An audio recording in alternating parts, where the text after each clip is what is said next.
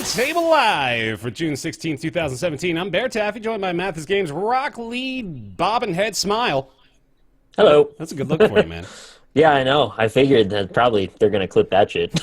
Up in that upper left corner, of course, is Northern Lion joining us as well. Welcome back, fellas. How you doing? Good to see you. Hello. It's E3 2017 recap time, everybody.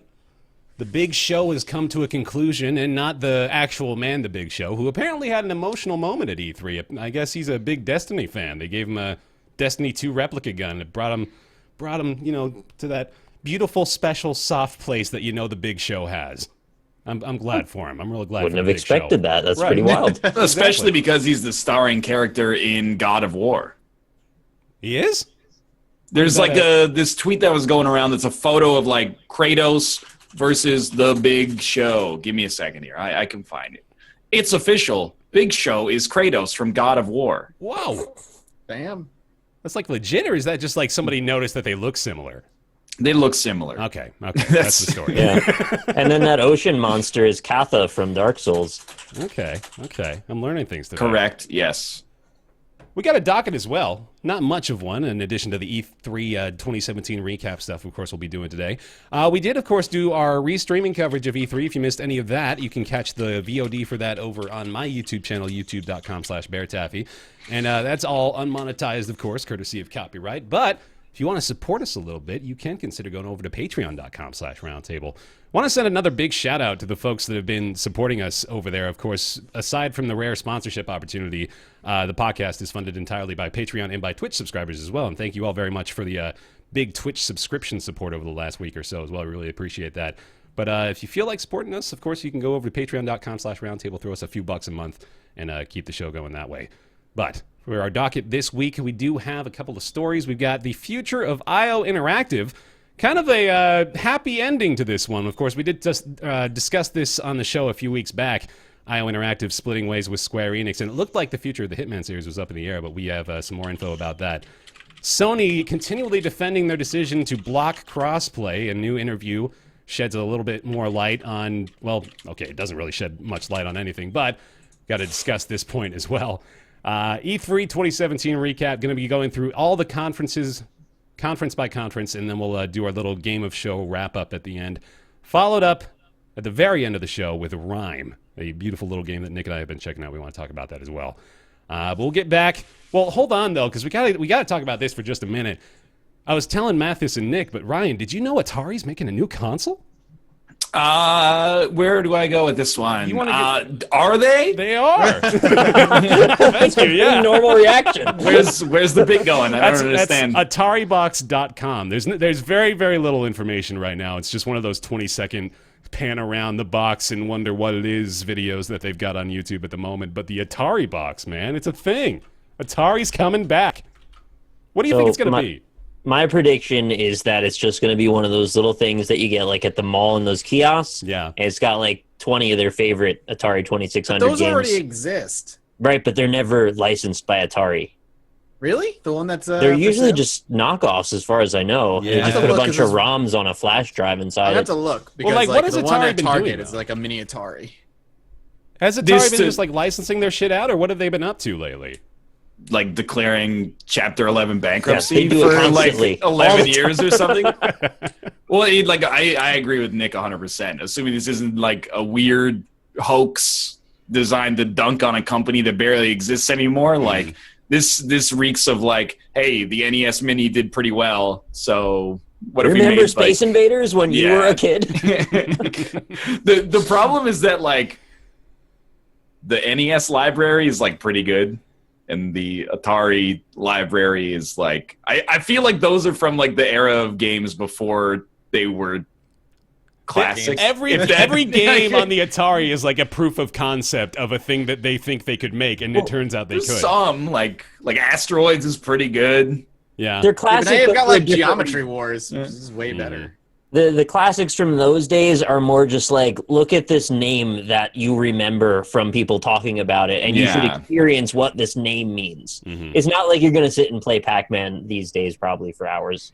Unless you're like really into Pac-Man. I guess there's a few people that still do. Yeah. I mean, they made a movie about that, so... Just out of my own curiosity of investigating them, on June 22nd, 2014, Atari announced a new corporate strategy that would include a focus on new audiences, specifically LGBT, social casinos, real money gambling. Wait, really? Number 1, LGBT. Yeah. Number 2, social casinos. Okay. Real money gambling and YouTube. So, I mean, they're not knocking down our doors four yet. Very different things. That's my exact mission statement, actually. Yeah? So we want to be inclusive, a little bit of social gambling, a little bit of real gambling, and YouTube. Okay. Well, that's what we can expect, I guess. Yeah, pretty much. Apparently, Namco Bandai purchased a 34% stake in Atari Europe about 8 years ago. So there's another little nugget of info for you there, what they've been up to. So apparently, I mean, I've stolen it from Reddit and then filtered it through my own memory because I saw it like 6 days ago or something. Yeah.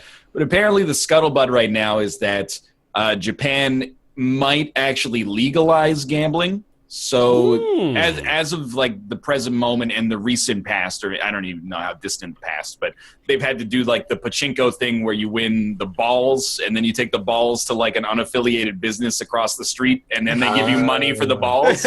So like, you know, it's still sort of legal. But the We idea really enjoy these very specific balls, and we'll pay money.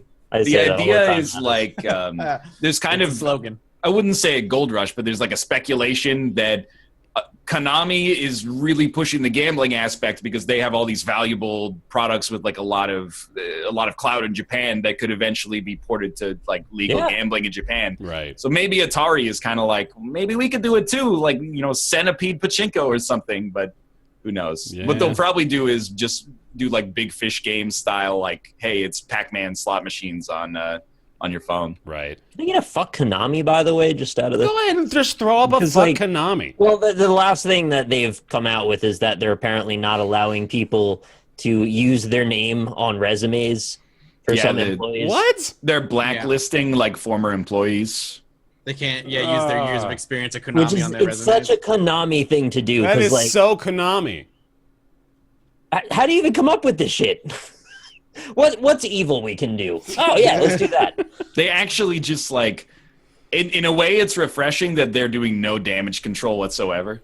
That they're just like, we are, That's us. we are the bad guys, and this is what we're gonna do. Every other company would be like, there's a lot of pressures in the digital game sphere that you're not privy to. Konami's just like, we're just gonna do what we want. I can light it on fire and watch it burn. It makes it Castle easy. in a mountain with a skull. It That's makes what it we easy for us, right? Just because, like, we usually have to be a little tempered in our hatred of these companies because we have to be like, well, they're trying, but with Konami, Yeah. it's, fuck them. Fuck them. Yeah, like I'm used to getting shit on for saying things about Nintendo. Nobody's coming out against me Right. for getting on Konami, right? Like nobody is. Anyway, just wanted to mention that. Sure. You know, there is a part of me, going back to this Ataribox story, there is a part of me that really wants it to be a direct fucking competitor, man. Don't you think, like To like the Xbox One. Exactly. It's just like out of nowhere, fucking Atari comes out. Oh, you think the Xbox One X is gonna blow your mind? Check out the Atari 59,000 Jaguar XL. I think the time is right for a fourth console to get into the market. Right? Dreamcast 2, man. Dreamcast 2. Yeah, dude. Consoles have never been hotter. That's Get them all right. back in. Get Sega in. Get Atari back in. Get Panasonic. They could do some good work. Oh, Panasonic. Yeah, get them all Off back, topic, dude. I really wanted to play Eve just so I can make a corporation called Konami and just scam people. Feel like that is a missing opportunity in Eve. Oh, yeah, dude. Absolutely. I'm on this site, right? The Ataribox site. I'm clicking the button that says dev. It doesn't do anything. And then I look Did you at take the Atari dev class / well, dev? I'm just like I look in my like Chrome header little here thing and at it the bottom, goes right? Yeah. Yeah, it goes mail to dev at Ataribox. Subject, I'm a developer and want to know more about your platform. What year is it? Like, just have a splash weird. page that not like a website template. And then, you know, you click on media. I work in media. I would like to know more. Jobs is the same. It's just jobs at Ataribox. I'm interested in working for you guys. I'm interested in working for you guys. It's not I'm inquiring about jobs at Atari. It's I'm interested in working for you guys. Y'all hiring? I'm very LGBT and social casino friendly. Just look at my resume. It's not from Konami at all. Hey, if you're an LGBT social casino manager, boy, oh boy, did we find a job opportunity for you, Chad. Oh, fuck me. All right, yeah, there we go. Ataribox.com if y'all are interested in the hot scoop on this one. But there we go. Let's talk about the future of IO Interactive. As I mentioned just recently, they were in the news a few weeks ago. Retains Hitman, there we go. Of course, they were splitting ways with Square Enix. A lot of folks thought that the writing on the wall for them was the poor sales of the Hitman episodic release. There was a lot of discussion around that, but a little bit of a positive spin on this one. Turns out that IO has successfully reobtained the rights, I suppose is the correct way to say it. They've concluded their negotiations with Square and have agreed to a management buyout. And that will, of course, also mean that they keep all of the rights to the Hitman IP. So that's good news. Pretty exciting stuff for them. And also leads us to speculation of what's going to be in the future of this franchise. Pretty exciting, though. I'm glad that IO is going to survive, at least for now. And I'm glad that they don't have to make a weird, like, sidestep the IP version of Hitman. Assassination, gentlemen. Yeah, exactly. I love that title. That's really good. In my opinion, this is like really, it's the best possible resolution. Now, oftentimes you have these situations where something like this happens and then they're like, we're going indie. And then I feel like the game comes out and it doesn't actually do that well anyway. Hopefully that won't be the case this time, but dude, Assassin Gentleman would have a QR code on the back of his head. Oh, perfect. Sign of the times. Yeah. He's got an all-white suit. It's just enough to be backward, right? And then he's got a blue tie on his white suit. Genius. I really like it. Is it Assassin? I like Assassination Gentleman. You gotta give it like the full treatment, right? Sorry, I totally just stepped on Ryan's toes. It's no problem. I think he recognizes that bits take priority. Of course, yeah. Sometimes. Oh, fuck. Yeah, but still, it is exciting. I can only anticipate now that they will probably continue with the episodic pattern, or maybe they've learned from the previous release. What do you think? I think it's maybe there's an argument for both sides here, but I do sort of lean toward the idea that they're going to stick with what they find is the most effective. I'd be curious how much Square Enix had say in whether it was going to be episodic or not. Yeah, I wonder definitely. if they wanted it to be episodic in the first place. Do you think that was Square, or do you think that was IO?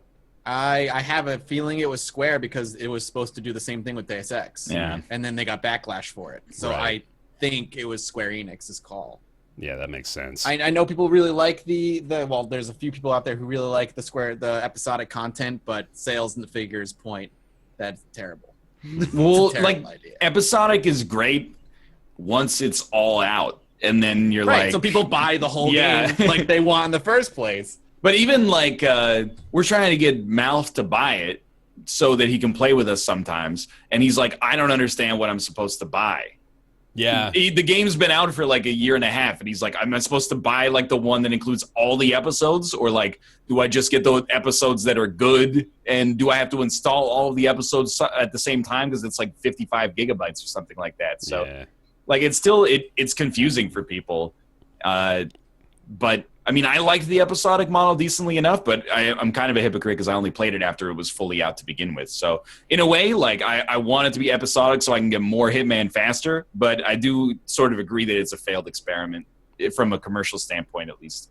I remember discussing it too, like every time that a new episode would come around. It's sort of difficult to sell it, well, not that I'm like, trying to make sales on the show, but as far as trying to make a recommendation, it's like, yeah, you can buy this episode now, and of course all the previous episodes, which we talked about weeks ago, which are still, it's all continuously forming a new package. But From PR perspective, I think having people keep talking about it on a regular basis has to be a good thing. You would think, right? But I don't know if it correlate got to sales. Yeah, I don't know if it like got that Yeah. press though. I feel like people it gives people a very easy reason not to buy it right now. yeah. If the news story is like, Yeah. oh, Gary Busey's been added as an elusive target, then people in the comments are like, is this game actually out yet? Because like I'll consider getting it, but all the episodes are out. And Right. I mean, this is like a little bit like, DAE marketing 101, but like the more opportunities you give a customer to step away from the motivation to purchase, the less likely they're ever going to come back. So the gaming consumer is finicky. Like after a week passes or a month passes, they're on to the next thing. yeah. And they're like, oh, right, Hitman came out. When the new episode comes out, like, oh, yeah, whatever. Well, I already missed the first episode. Fuck it. Then by the time it's all out, you're like, it's old. Yeah. So But like Telltale gets away with it, right? That doesn't seem to be a failed experiment for them. I think they got away with it because like The Walking Dead season 1 was really good, and then they're coasting on like licenses and inertia right now. Licensing is insane. That's my perception, is that people are like, it's Game of Thrones and I really like Game of Thrones, so I'll play it. It's Batman, I actually really like curious. Batman, so I'll play it. I'm gonna look up owners of like what's the Guardians of the Galaxy Yeah. is the most recent one. Let's I see have what, to imagine that it's got to be lower than like The Wolf Among Us. And I choose that specifically because it was like, for me, that was the peak of Telltale hype. And then, Well, Marvel's Guardians of the Galaxy by Telltale is not looking hot right now. It's got, give or take, about 28,000 people who own it. To own it? 4,000, 28,000? 28,000 people, give or take 4,000. Oh, okay. Oh, okay. I see. So 28,000 approximately. And then you said The Wolf Among Us. I'm curious. I'm with you on The Wolf It's Among been Us. some humbles. So, Yeah, Wolf Among Us over 1 million people. yeah. Wolf Among Us is an interesting case too, because like you're talking about how they're kind of coasting on licensing and stuff like that, and the Hitman series obviously has a lot of clout, so you don't really need to sell that beyond the name recognition. But like with The Wolf Among Us, that was sort of an unknown franchise, at least like the original story. Not a lot of people were reading those. I don't remember. What are they based It was off still of? early in Telltale's days, early Telltale days, though. It was called Yeah. Fables or something. Yeah, it's Yeah, like these some old dark fables. I don't Fable remember what it stuff. was, but that was That's why I used it as an example, because it's like, I don't think that one coasted on license. Right.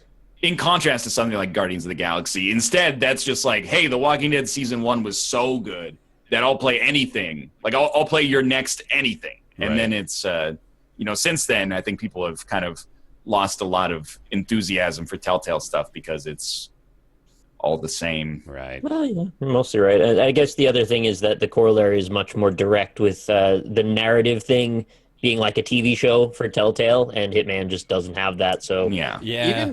Even Minecraft Story Mode has only 230,000 owners. whoa, That seems like the sort of thing that might have like 8 million owners on Xbox 360.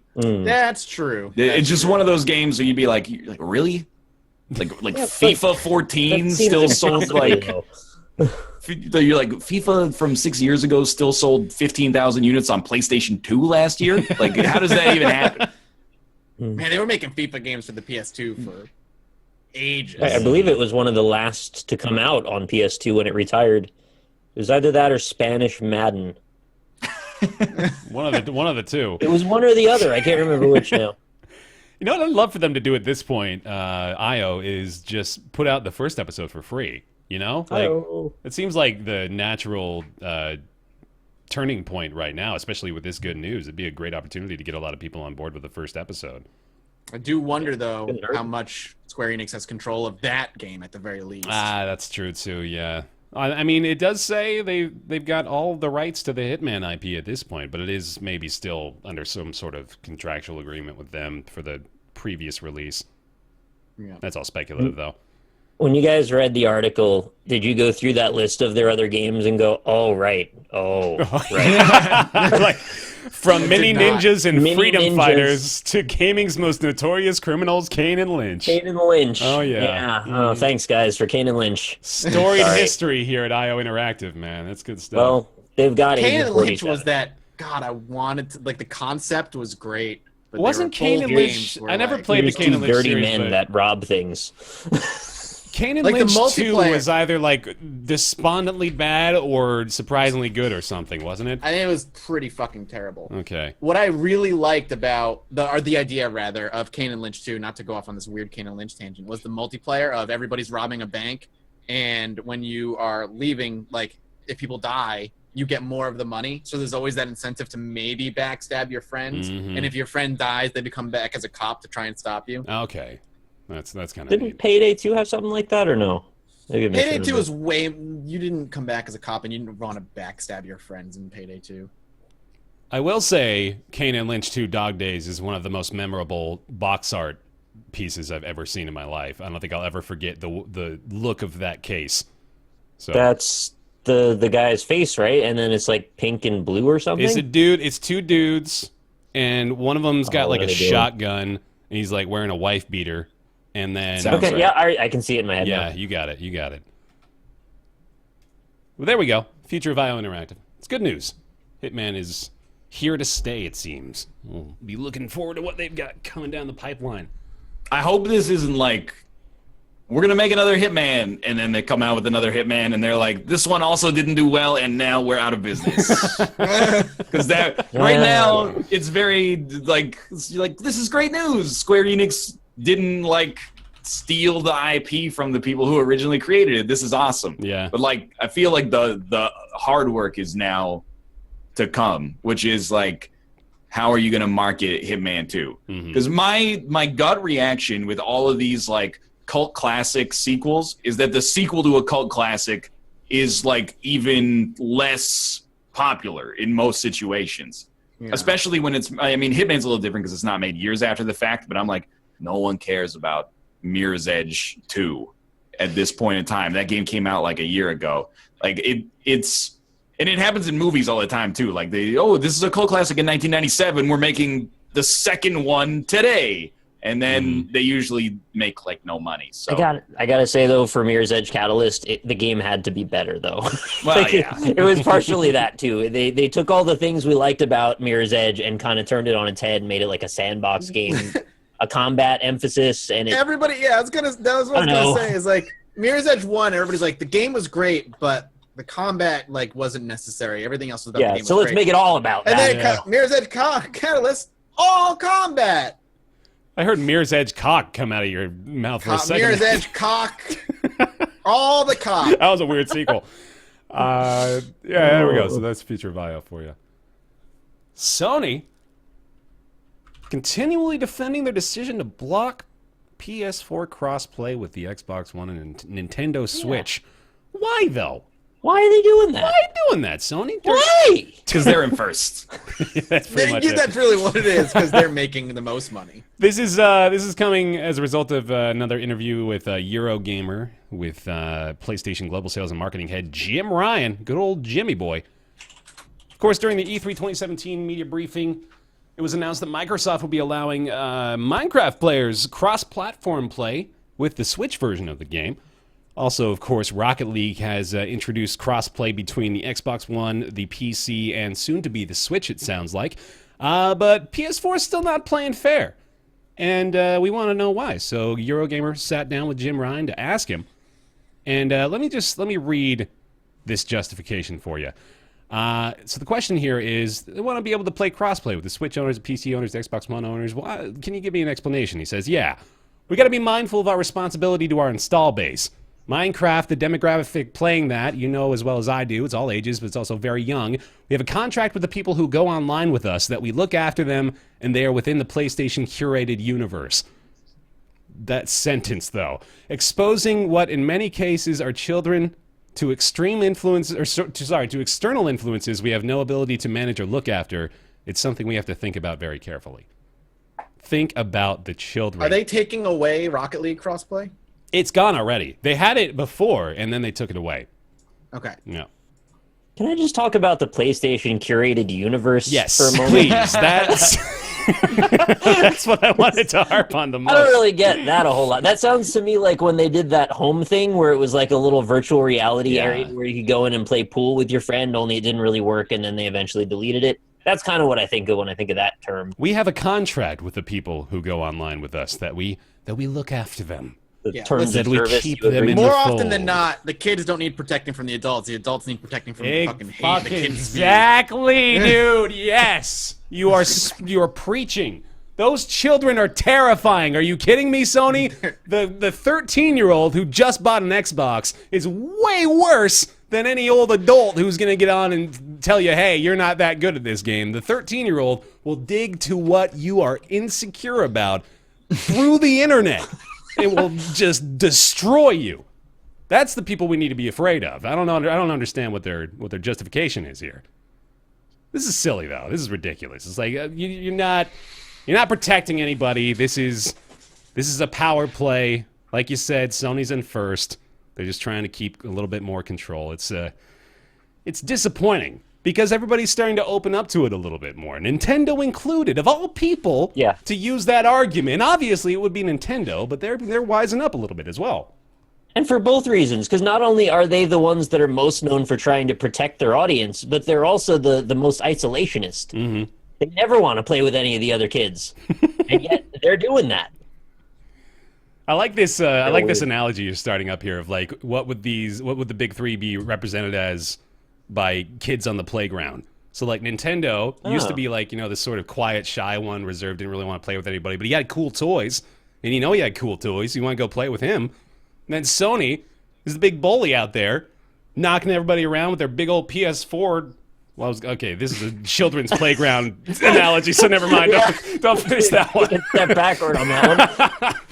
And then Xbox is something else because I got distracted by that analogy. He's like Dorito, bro. He just wants to steal your juice box. Yeah, he's the kid with the fidget spinners and the unnecessary high def TV in his house that he never uses. He's the dude. Want one. to see my Porsche 911 GTR? Yeah, exactly. I do. It's a Porsche streamer. I don't know if you realize that. But make sure you're aware. See, I don't know if there's any really other spin to put on this apart from it being Sony being the big bully. Nice. Right? Yeah, pretty much. Yeah. Mm-hmm. Stop that, Sony. Knock it off. Let us all play together, man. What's the harm in that? Apart from maybe losing a few console sales. Yeah, there's that. Womp womp. We should have a segment called "Stop That." We totally could. That is not a bad idea. This week on "Stop That." Knock it off. Photoshopping a fake discount into your Steam promotional images. Stop that. Stop that. Got like a little jingle for it. Oh man, this is writing itself out. This is great. Hey, so E3 happened. I don't know if you realize. It certainly did. It sure did, man. It was I was there. It was a No, not at E3. I was there watching though. Yeah, it was a pretty good year, wasn't it? A pretty good year, right? I think so. I thought so. Above average, I'd say. It was even-keeled, which is not typical of most E3 years. I thought most everyone did fairly well. Yeah. Let's go conference by conference here. We'll start with the early one. It's EA. They had a few bangers actually. I want to start with A Way Out, which is the new joint, I believe, from the creators of Brothers: A Tale of Two Sons, if I recall correctly, right? That is the co-op adventure where you take a buddy of yours and you, I think it's attempting to escape prison, sort of like a Prison Break on Fox sort of story, but the focus is on the co-op gameplay, and it looks pretty damn solid. A little bit of a departure from Brothers: A Tale of Two Sons theme-wise, at least, but it does have a little bit of the same aesthetic look to it. But I was excited to see this one. And the idea of forced co-op gameplay and elements that only can take advantage of co-op, it seems like it's more like, I kind of see it as mature brothers. Yeah. It's 18 plus brothers. I just don't understand the idea of you can play online, but you're still forced to look at your screen in split screen. You don't think that'll work out? I think it's definitely a novel idea. I think it's I think it's a novel idea, but I feel like again, the game isn't out, so it's all purely speculation. Sure. But I feel like that's going to take away. I think it could be more interesting if you're only seeing what each other is seeing, when you're not sitting couch, because then you have stories to tell, and maybe you have to rely on your friend for information he's only getting that you don't see to do your next move in whatever you're doing for prison breaking. But there's when you're seeing both screens, you kind of don't need that communication. Yeah, I feel you. If it's going to be a puzzle game. I mean, again, since it's being developed from the ground up to be split screen, who the fuck am I to talk? But that's something I was thinking of, when seeing, I'm well, if it's online and my friend is at the other end of the prison cell, maybe I want to get information from him that he only gets to see that I need to know to do my next move. Mathis, the prison cell isn't that big, to be fair. The other side of the prison block Listen, I've never been to jail, so I Well, apologize. Really? Anyway. Yeah, on my way one day. The other big one they announced, of course, was Anthem, which is their Destiny / Borderlands answer. The movement within the game looks pretty awesome. Flying around with a jetpack like that seems like it'd be pretty fun. But otherwise, Titanfall. yeah, something like that. But otherwise, sort of following along the same sort of formula we've seen now established pretty concretely by the aforementioned titles. But I'll probably still check this out, actually, almost by virtue of the navigation alone looking like a lot of fun if they do that well. It's such a departure from what BioWare has ever done that, like, I thought the slice that they showed looked really cool, but I'm in like 100% wait and see mode. Sure. Me too. Because this is uncharted territory for them, and combine that with the fact that Andromeda was sort of like not very great. Yeah. At least the consensus is not very great. So I'm in like wait and see. But I don't think like there's a need to be pessimistic. They're trying something new, and we'll see how it works out for them. Mm-hmm. The bit they showed of the gameplay looked very guided, which, you know, you do that for E3. It's not a huge deal, but Right. you have to be skeptical sometimes that the section they're showing may be very much created just to show off some feature, and that's that. They did Sorry, go ahead. Now, the gameplay loop may not necessarily be indicative of what they showed. Also, did they confirm it's PC or no? I don't remember. Yeah, it is. It is. Okay, that's good. They did the fucking canned commentary bit as well that I really wish people would stop doing. It's just Yeah. Stop that. it does not. Yeah, there we go. There's another one for stop that. It just doesn't add anything, man. Just take it out. It's just distracting. Just let us watch the game. We don't need the faux commentary in the background. In the Division, it actually confused me as to how the game worked because they were doing that. Yeah. They were talking to each other, and I thought that was like voice recognition in single player. And the person was talking to like a Siri bot. Anyway, maybe I'm stupid. Could be Stop that. Stop that. Stop being that. Stupid. They did also show a little bit of Star Wars Battlefront 2, which, you know, that's that.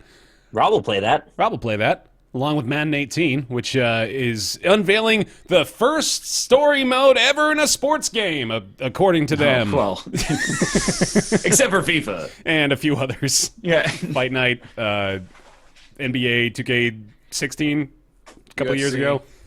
I like UFC. sports games. You know, you're going to say it every year. Just bring them to Origin. I'll mess with Origin to play NHL on PC. I don't... Like, if the principal reason is just you could, like, you know, get your own roster updates and then you might not be as inclined to buy them in the future, sweet. Okay, that's great reasoning. I haven't bought an NHL game in 8 years because you don't come out with them on the PC. So, you know, as long as we're going with anecdotal bullshit, here's another one for you. They can have their cake and eat it too if they just charge a subscription service. I bet people would still buy sports games on PC if they charge monthly for it. Yeah. Probably. Although that's awful. But I'm just saying that. Why would you even say Start that. Don't do that. But Start that. That's good. I don't actually know what this one is. Battlefield in the Name of SAR. Is that just a upcoming expansion, I suppose, for Battlefield? So In the name of SARS? in the name yeah, of that's SAR. what I heard as well. It's Tsar. Oh, it's like is that a Russian czar. I always saw that Ah! was. I've never seen that spelling for it. I always thought it was CZAR. It's CZTZAR. I don't know. Maybe You're I doing- screwed that up. I don't There's know. TSAR, CZAR. There's many ways. Oh Name God. of SARS, man. All right, it's a SAR. My bad. But yeah, I guess that's just some upcoming content for Battlefield there as well. I don't think they did anything else, did they? Yeah, that might have been it. Need for Speed Payback, I guess, but you know, we don't know about that. Designates Slavic monarchs or supreme rulers. Okay, so it has like 5 spellings. That's okay. Okay, cool. Let's move on to Microsoft. Anybody want to start off on this one? On the Microsoft conference? Anything in particular y'all loved there? Man, they had cars. They had that Porsche. They did. there? Ooh, they did. That was purty. Crackdown 3 I'm excited for. Yeah. I Yeah, like the Crackdown sure. series. Sad they abandoned the destructible buildings. I don't too. know what happened there, but I guess they couldn't keep the frame rate up or something. Mm-hmm. That was like the selling point for me, but I like Crackdown 1 enough. I'll play this. Crackdown does not have me convinced, but it's because I think I look for different things in games. And I have, like, for some reason, a very visceral memory of, like, the final 15 hours of Crackdown 1 being like, all right, here's, like, another pod of gang members, like, throw the car at them, and then, I punch that dude so hard he flew across the street for, like, the 9 millionth time. So, like, if there's some way, if the combat is really fun in, like, a Shadow of Mordor sort of way, where you're like, I like punching people and it's not just pressing the X button, then that could draw me in. Or if there's some kind of, like, extra layer beyond just you can climb and also throw things at people, then I think you could convince me. I feel like the sales pitch was kind of like, this is just like Crackdown, only with better graphics. And that's what I wouldn't say bothers me, but has me sort of like, I don't really care. Yeah, fair enough. It's a simple game. There was from Fulbright, actually, there's that Tacoma game, which looked like they didn't another. really show much though. Nah, They yeah, it did was a, just like, really. a little quick walk through space station area. There's like some ghost kind of things. That's about as much as I knew about it a year ago. So, But that's It's out in like 3 exactly. weeks or That's what I was something. going to say. Oh. It's coming Oh, wow. out on All right. August 2nd of this year, so it's real quick. So I'm curious if they're going What? to be showing more info about that anytime soon. Well, the floodgates, the dam is starting to crack, and battle royale games are about to flood us over the next couple of years. What was that one that the guy was up there shoutcasting Oh, unnecessarily? dude. I have to own up that I was the guy who was like, it looks like it could be okay. And then I looked at the consensus from like the Microsoft conference, and everyone was like, that game looks like shit. What was it? What was it called though? Do you remember Darwin which one it Project. was? The Darwin Project. Oh, The that's Darwin it, yeah. Project. Okay, hold that was on. the like MOBA battle royale game. I Yeah. think. It's like battle royale with MOBA powers. Yeah, with that weird I don't shoutcaster. even have that one on here. No, it's there. It's down towards the bottom. Oh, is it? You can also just type it in the bar. Yeah. That's also an There we option. go. That looked like. A game. I do think it looks generic. Like, Mhm. but I'm so bought into the genre right now that I am willing to not just say that it's trash. I'm willing to give it a chance, even though it does look like 45 different genres mashed into one, like, and cynically just as a commercial decision. But Yeah. Listen, that's the way MOBAs went for a while. MOBAs got true. big, then people started doing like trying to copy League of Legends and Dota, and then they just started mashing together genres of MOBAs and changing camera angles, and I think they're still keen to do more of that if they just find the right angle on it too. Yeah, oh yeah, of course. But right now, battle royale games are the new hot shit. Yeah, dog. Yeah, dog. There is also, there's the other big piece of information coming out of the Microsoft conference. The something or other. The Xbox One X. Yeah, That, stupid. that little thing. The X-Bone X. The X. This is funny, actually. The community manager of RiME pointed this out to me last night. The like professional or like the media abbreviation for the Xbox One X is Xbox. Yeah, Yeah. I get it. and that's allow me to butt in. Stop that. Yeah, That name is stupid. it's I would have becoming preferred awful. Xbox Scorpio trend. or something. You freaking the Wii U, Stick with terrible for PR. Yep. The new DS, terrible for PR. Awful. The Xbox One, terrible for PR. The Xbox One X, still terrible for PR. Stop that. PlayStation has gone PlayStation 2, PlayStation 3, PlayStation 4. It's very straightforward. Why not except do for, that? Except for the Pro, they kind of went Right. a little to the side Yeah. with that. But that one's acceptable. That's at least like that's an additional word that Yeah, I can give them the leeway to include in their titles. I'm not willing to go this distance. I'm not willing to, in my mind, like catalog for the next 15 years Xbox One, Xbox One S, Xbox One X, Xbox One X XS, Xbox One. I can't even say the words anymore. You can't say it.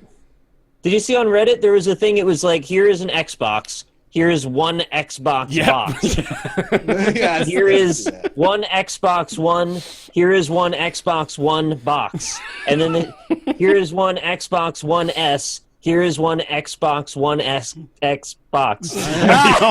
you almost had it, man. You almost almost did had it. Anyway, that's the line name to of the introduce console. the console was stupid. What did Nothing they say? is Do you- greater. Ah, that's than right. the power of X. The power of X. And it's gonna be $500. $500 coming out November 7th of this year. Pissed about the price. It's going to be expensive at the first bit. I mean, they always do that, right? Mm-hmm. This is supposed to be a very powerful system, as they keep claiming. 4K at 60 FPS. 4K 60 FPS console. Yeah, I mean, like that. If that holds true, maybe $500 is worth it. I'll But is it really 4K remains to be seen. No, dude, it's not keep just saying 4K. true 4K. It is true 4K. Yeah, true star 4K maybe. I know what my PC can do, and I know what my PC specs are, and unless they've figured out something with the Hovis method, I'm skeptical. That's all. Oh, that Well, Hovis the method. question will be: will it be true 4K at like a smooth frame rate? Mhm. Or will it just be true 4K at the expense of a good frame rate? The 60 FPS is not tied to 4K. Those two things are separate. They never mentioned 60 FPS during the. I entire thought they were. Phil Spencer said it once, but about a game or about the console? about a game. Okay. But So- then I kind of like, I looked at him like I was a character from David Cage's Detroit and was like, I thought I saw like a little facial twitch. Yeah, when he said, he's like, His shouldn't have light said turned that. yellow for a split Shouldn't have said that 60 FPS part because like that just sort of slipped out. Just keep going. They won't notice. It's like one of the characters you're trying to interrogate in L.A. Noire. It's just a very subtle facial expression. People are saying in chat I'm not only Forza- lying at all. People are saying in chat only Forza 7. That makes sense. Racing games tend to run incredibly well because they're the only thing they need to really render fantastically is the cars. Mhm. So In the that makes weather, sense. usually. Oh, what else we got? We got Ori, of course, which Yeah, that Ori is. 2. Is that an exclusive, quote unquote? I guess coming to PC, obviously, but Yeah, Well- probably Windows 10 and That's like the subtext of the Microsoft conference that I actually really like is that pretty much everything that we saw should be coming to Windows 10 as well. Yeah. So that's not like 100% ideal, but it is also like, well, I definitely don't need to buy the Xbox One X. that's Like, kind of weird. They were selling themselves short by doing that, huh? yeah, I mean, it's a little You bit know of a this shot in the foot. expensive thing that you don't need to buy? Here's some promo info about that. Right.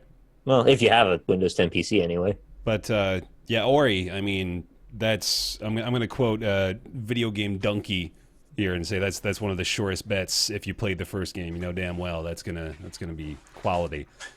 They put spoilers in the trailer, though. Oh, they did. That's true. Yeah, just ignore That's that. Though. rude. They got spoilers in the Stop fucking. that. They've got spoilers in the screenshot on this Stop recap that. website. as someone who has not played Ori, I'm not throwing anybody under the bus, but I wouldn't have known they were spoilers if people didn't shout spoilers as soon as the image showed up on the screen. I would have just been like, that does a good job of setting the tone. You know what though? You may be able to play through the entirety of the first one without even knowing that that's a spoiler. Truthfully, so I don't know. I think it's probably fine. Probably fine. Just Not the forget end it. of the world. It's a good game regardless, spoiler or You, not. you should play it, everyone. It's incredible. What else do you got here? You got Assassin's Creed Origins, which is multi-platform. So yeah, Sea there of you go. Thieves.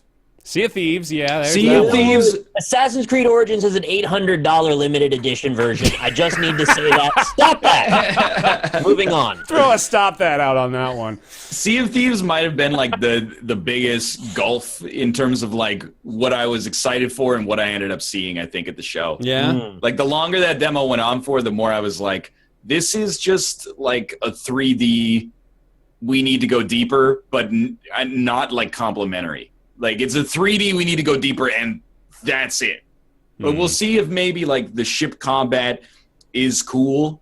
They still, I'm not aware of whether it's like you join a server and then there's like 100 people there, or you join like a game and it's just you against AI ships, or whether it's Right. all one world and it's like instance based or something like that. So it looks like if it's just players versus AI, then who cares about like the trading aspect? Who like, oh, okay, hey, I built like a sweet fort for me and my 4 friends to kick the shit out of skeletons all day. Like that doesn't interest me. But if it has like, pardon the comparison, but like an Eve sort of metagame where there's like an economy that's created and maintained by the players, that's a little bit more interesting. I happened to skip to the part of the gameplay video they have on here where he eats the fucking banana stem That's really first. good. It's just It's real weird. I think out of the entire of E3, the entirety of it, that one particular segment was the one that I think could possibly be the most misleading without proper context. They showed us a bunch of gameplay mechanics that don't have the surrounding bits to show why they exist. So like Ryan said, there's a good possibility that if those things aren't there, the game's going to fall apart. There's going to be nothing to it. Mm-hmm. However, if they are there, they probably should have mentioned those things because they're kind of big selling points. Yeah. Even with the scripted 10 minutes that we saw, they're not selling it well in the scripted places. So it's very difficult to believe that just going around open world is really going to be all that much more captivating. Plus, it's so not at all appealing to watch those skeletons pop up from the ground. You blast them with your blunderbuss, Done. Exactly. reload. Like it's the gameplay loop right there is just so dull that it's very difficult to get excited about. I don't know if we even mentioned Cuphead already, but I don't even know if it's worth it at this point. Cuphead kind of speaks for itself, right? Yeah. I think we all know Cuphead is coming out eventually. Still a cool looking game. Yeah, one of Did these you days. know? I did not know that Cuphead is actually. It's not a beat 'em up. It's like an action It's a adventure platformer. Contra style. Yeah. It's like a Contra Bullet roguelite hell? or something. I thought there's a lot of bullets in it, more than I expected. Anyway. I believe that's correct. Yeah, That's I was surprised by that too. We do have a release date now for that. I don't know if we had that before, but September 29th for this year for Cuphead. So there we go. That's on my perpetually not released indie games thing, so I'm happy to put a date. There you go. Fucking Minecraft 4K, baby. That's what set me off with my skepticism, because I have that shader pack that they used, and my computer isn't able to render it at 1080p at 60 frames per second. Yeah. So I'm skeptical that this Xbox One Xbox can do it. Let's chop the Not that. shit out of the draw distance or something. Right. That's sad. You got to have a good draw distance in Minecraft. That's the whole point. You got to see what's out there and go to it. Go get it. Go get that. Anyone else got anything here? I think that State of Decay 2 looks neat. Okay. Yeah, I'm into it. That's all I need to say about that. You fucking shills. Just looks neat. You have to make them work harder. It's just I can't get behind another zombie game. It's just too many. I'm dead. I am the zombie now when it comes to zombie games. But it's neat isn't that strong of a positive. That's I might not even play it. It's fair, but stop that. Okay. not you. But I know that it's a different style of zombie game, but just stop Hit him with the making stop them. that. Same for Assassin's Creed at this point, honestly. Just don't make any more of those. Origins looks like slightly different, a little bit, maybe. That's how they get you, Bear, every time. I know. They did take away the mini-map. I noticed that along with there was an article or something about this, I think on Waypoint, but that and Far Cry 5, at least what we've seen of them so far, have taken off the mini-map, which is I think a welcome change. I think people are realizing, Ubisoft in particular are realizing that this open world formula needs a lot of adjustment. It needs a lot more focus paid on making the world itself interesting instead of just plopping down a bunch of waypoints to get to and objectives to complete. So that's 6 years ago, that was really cool. Yeah. It actually was. That you'd be like, whoa, I'd just be driving around looking for a crocodile to kill so I can make my wallet 20% bigger, and there's a camp, and then I murder 40 people at the camp without getting touched, and all of a sudden, I have a zone of control on the map. Exactly. You know what that does for me? It gives me ADD. Because everywhere I go, there's something just over there that I could be doing instead. And it never makes me want to commit to anything. It's just how I play them, I guess. Yeah. That's why I think that's the biggest strength that Zelda has is that for all its faults, removing pips on the map makes it so you don't feel like you're constantly having to turn left, turn right, go do these little good number things. of pips. I mean, after a point though, once Well, you the get pips them, are more just discoveries of towns and stuff. They're not side missions. You know, this is an aside, but I tried to buy arms today at the local store because we were out. Mm-hmm. Did not have a copy of ARMS. Comes out today. What they did have, boxed copies of Heroes of the Storm. Weird. That is The weird. game is why? That game is 100% free. So I have no idea. You get I think if you buy it, you get like a pack of heroes with it. Interesting. Okay, that's a reason. Yeah. They didn't. Not only did they not have ARMS, they didn't have any Switch titles. But they had a sign that was like ARMS comes out today. I was like, "Are you? There's no not way gonna you're cut it. sold out of every Switch title. There's one. You sold out a 1-2 Switch. I'd be surprised. Maybe they only asked for 2 copies. It's possible. Oh man. Yeah, no legs either. Jeez. All right, that'll do it for Microsoft, I think, right? Yeah. Sure. Metro Exodus looked neat. That's like Oh, only the new other Metro, thing. yeah. Oh yeah. Yeah, that definitely looked good. Kind of makes me want to play Metro a little bit because I still haven't gotten around to it after all these years. The newest one was 2033, or was that? No, that was No, the Last Last Light Light. was the last Yeah. one. Yeah, that one was pretty solid. I played a couple hours of that. Not bad, man. Not bad. Okay. So the next one was one I actually didn't see myself. I don't know if you guys caught a lot of it, but the Bethesda show. Nor did I. Nor did you. Okay. I heard about it. Mm-hmm. I know all the things they announced in it. Yeah, we can go quick through this one then. So the big ones we know of were the Evil Within 2, which I think a few people were pretty excited about. It's kind of like because I really didn't Literally. like that first game. Yeah, the first game was actually kind of bad. Literally a few people. Literally are a few excited people. about. Yeah. Fallout 4 VR, which, I mean, I should be the one most excited about this, but I may be the one who knows the least. But apparently it's coming out pretty quick, too, October 2017. So curious to see what's going on with that. Apparently it's like the full experience, which is pretty wild. I really don't know how that's going to work out, but I'm definitely going to check it out. Sounds vomit-inducing. Yes, absolutely. What else we got here? We had the Paid mods. the Creation Club for Right. I wasn't crazy, right? Like that was. They tried the paid mod thing on Steam, didn't they? Yeah. And Yes. it like backfired spectacularly. So they and just, renamed like, it. Never mind. They renamed So it why to the are they Creation trying Club. again? That's what people are upset. I Is guess. this a good moment to say stop that? I you know still what? don't think a paid mod scene is that bad.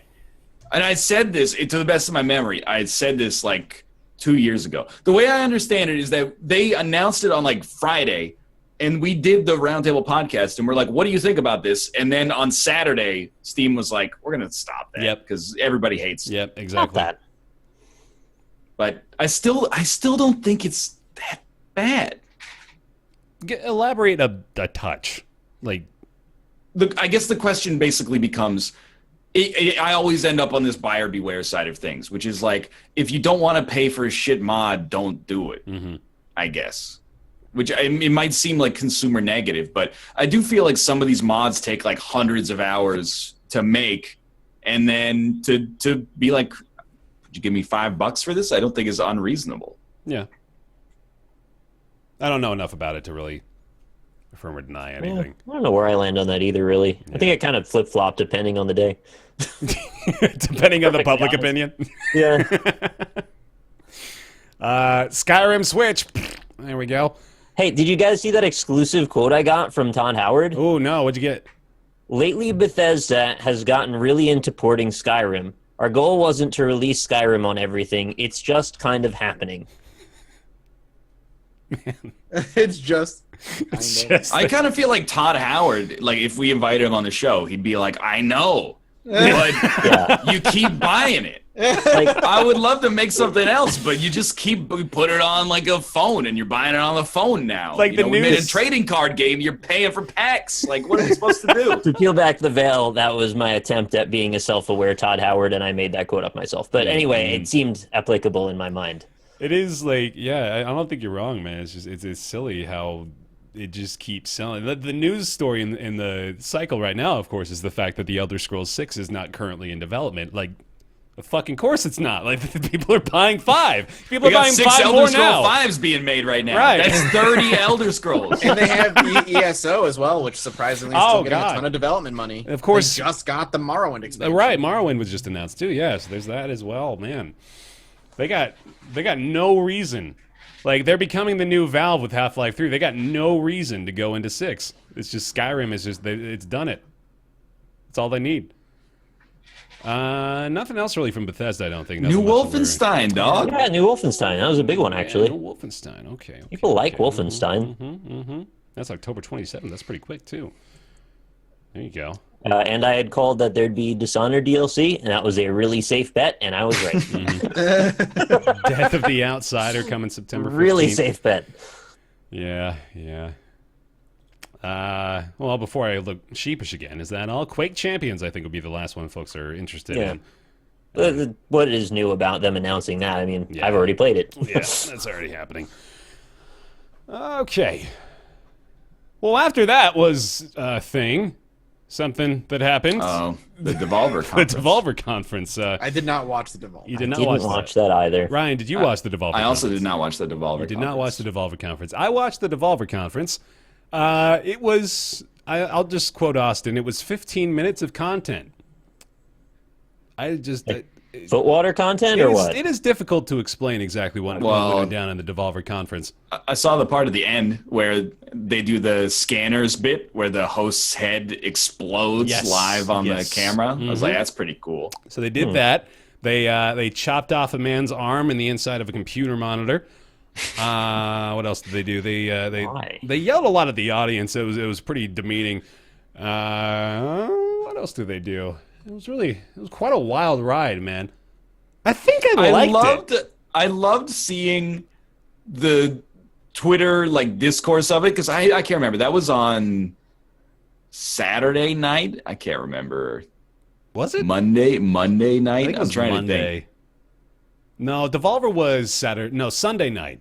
Sunday right? night. I think it was Sunday night was Devolver. Yeah, it doesn't really matter. Whatever. But the point is, I believe I was not around. Like, I came home halfway through it and checked Twitter, and people were like, when are they going to show the games? And I was like, you missed it. You don't understand. You sweet summer child. They played you. Yeah, that's not what this is about. They showed 2 games. 100% going to be a satire. Mm-hmm. Yeah, it was a goof. But, I mean, I like, this is such a stupid thing to say about it. I realize that upon saying it, but it was a little I wish they had shown more games a little bit. They got you. You just played yourself, homie. I kind of wanted to, they've got a lot of cool shit they can show at E3. I guess they just don't care. So, whatever. That's their I applaud business. their commitment to the art, I suppose. Yeah, sure. It's weird though, because I get their whole the whole shtick was to make fun of other E3 press conferences, but this was a year where most E3 press conferences were just showing games and not the spectacle anymore. They were actually pretty competent, right? Yeah, they were they came a little late to the game. They're a few years late on the joke, exactly. Yeah. Mm-hmm. But E3, I don't know if it needs a satire, but it is kind of ripe for the satire. It's the only time of the year we specifically on Twitch and YouTube are the most cynical pieces of trash in the industry. And we're exclusively it runs at 59.9 frames per second, not good enough, Yeah. And then the trailer comes up and we're like, why won't anybody let me believe there's true beauty? And then, so it's the perfect time for something like this that strips away and pokes fun at the self-seriousness that the industry gets this time of year. Yeah. So I'm for it in concept. Mm-hmm. I'm excited for Absolver. Give me Absolver. They didn't show it. No, they didn't show it. All right. Well, never. They showed Ruiner and Serious Sam's Bogus Detour. Apparently, was the entirety of it. Yeah, there we go. That's Devolver. Nothing much needs to be said about that. We'll skip by the PC gaming show. Head right into Ubisoft. I watched that. It was not very good. It's just, I don't know, man. It just always seems like it's just extra, We're talking about all the games they're covering in that on the other conferences, so. Out of the whole thing, if I was to just mention very quickly, Tunic looks like Zelda, but as a fox. Mm-hmm. So that's cool. And Ooblets is like Pokemon Harvest Moon, where you grow little monsters and they follow you around. It's adorable. Yeah, were you the one singing the praises of Ooblets? That was you, right? Yeah. Wait, XCOM 2 expansion, right? Yeah, that was huge. Oh, yeah, That also happened. That was actually kind of big. Which apparently is so huge they were considering making it XCOM 3, but they've opted to instead create an expansion out of it, which is They insane. could have sold more if they called it XCOM 3. Yeah, I think so. Stop that. There you go, PC Gaming Show. Let's do Ubisoft. Feel free. Take it out. Mario X Rabbids, Fuck Mario yeah. Plus Rabbids, Mario versus Rabbids, I can't remember. Looks like we were the most cynical going into it, and I still think that Rabbids, as you've told me, are minions, and as a result, I don't support it from a tonal standpoint, but I'm so surprised and happy that it's like a Mario turn-based strategy game Yep. instead of just like what we all thought it was going to be, which was a terrible minigame collection or something like that. So, like, this is actually if Sea of Thieves, I went from like 100 to 0. I went from 0 to 100 on Mario XCOM. And seeing the creative director like come to tears out in the audience, you're like, oh my goodness. There was that tweet that was like, every time you're cynical about games, remember that this man created the. And I'm like, but this is the wrong target, man. This is not fair. There's rabbits involved. Say that about anything else, just not the rabbits. I actually think Ubisoft's conference was probably my God favorite. damn it, Michael. I know. Please. You have to, No. for me, Ubisoft. No, it's Ubisoft. Ubisoft. Sorry, go ahead. No, I think I enjoyed their conference the most. Skull and Bones looked good. Yeah, I do hope that it's going to be good. I mean, I'm cautiously optimistic because I did like the pirate bits of Black Flag, and this seems to be what that is. I've been asking You for guys- that for a long time. Just Yeah, I was gonna say, did you guys enjoy Skull and Bones? yeah, or- Black Flag Pirates missions. Just give me that all day long. Like it is, I believe, the same team that worked on Black Flag as well, or at least they're using the same engine or something like that. There are components of Black Flag that are being taken and implemented directly into Skull and Bones. So that's exciting stuff all by itself. But that I feel like they didn't contextualize it just like the other pirate game. Like, I didn't really get a good feel for what the whole game is, or is it just you're on a boat and now you fight? I think it's safe to assume that it is going to just be like you're a pirate, and like build up a better ship. Right, but if I was a bigger pirate, arsenal. I would like have a place I live and like a lifestyle. I'm a little nervous because here's Maybe. why I'm nervous is because the way they talked about it, it seemed to be multiplayer only. Yeah. Oh, yeah. And then there's the specter of is everything an MMO this year? Oh, okay. And that scared me a little bit. I'm hoping there's a single player, but the way they spoke about it was purely in the multiplayer sense. Okay, that takes my hype meter down a little bit. My nerds want to be a single player Captain Jack Sparrow. Who cares? Absolutely want to do that. This Are you fucking is kidding me? it's if we're entering into this era of like, hey, we're gonna make multiplayer games that are asymmetrical on a AAA level. I'm for it in concept, at least. Yeah. No, I'm not against it being multiplayer exclusive. I just really hope it has a single player component. Well, at okay, least. Rainbow Six Siege has it has literally a single player button, and when you play it, it's like, hey, shoot this terrorist in the head. Okay, now go on a multiplayer. And then For Honor, it has actually like the worst curated single player mode I think I've played in games in a long time. Doesn't mean the worst one there is, but it's the worst one that I was like, I'll try that. And then It I was like, awful, legitimately awful. just like pretty bad. Skull and Bones, I just like there's two versions of this game now that I guess exist in my head, where one is a multiplayer exclusive Pirates game, which already has 3 iterations of it coming out from other developers. And then there's also this is Black Flag, but without the Assassin's Creed part game that I'm kind of hoping they're making, because I want to play that. There's like I'd 4 love to pirate start- games coming out this year. Maybe one of them will do Exactly. I'd love yeah. to start out as like a lowly nobody and then build my own pirate Right. crew over time, and That's what I want. that'd be fun. That's what I want for sure. it right. Play XCOM, but with like pirate skins. It's not the same. Not the same, man. Beyond Good and Evil 2. I know the couple of people here are excited for that, completely right? TV trailer. I think everybody's creaming for that one, right? I'm Everybody's so screaming excited for it's it. happening, but I am also so cautious because we got an announcement in 2008 that it was happening with a trailer, and then it went fucking ghost in the night and disappeared, and now it's back again. Now this time it's a prequel, unlike when it was announced in 2008 where it was a sequel. So, and they also talked about it like it's this big multiplayer experience. I don't know. I don't know. Any more about Beyond Good and Evil 2? I don't actually know that much about it. I've played the original. This seems like it could possibly be along the same lines as the theme of it, although they explored it in a much larger scope than the first game did.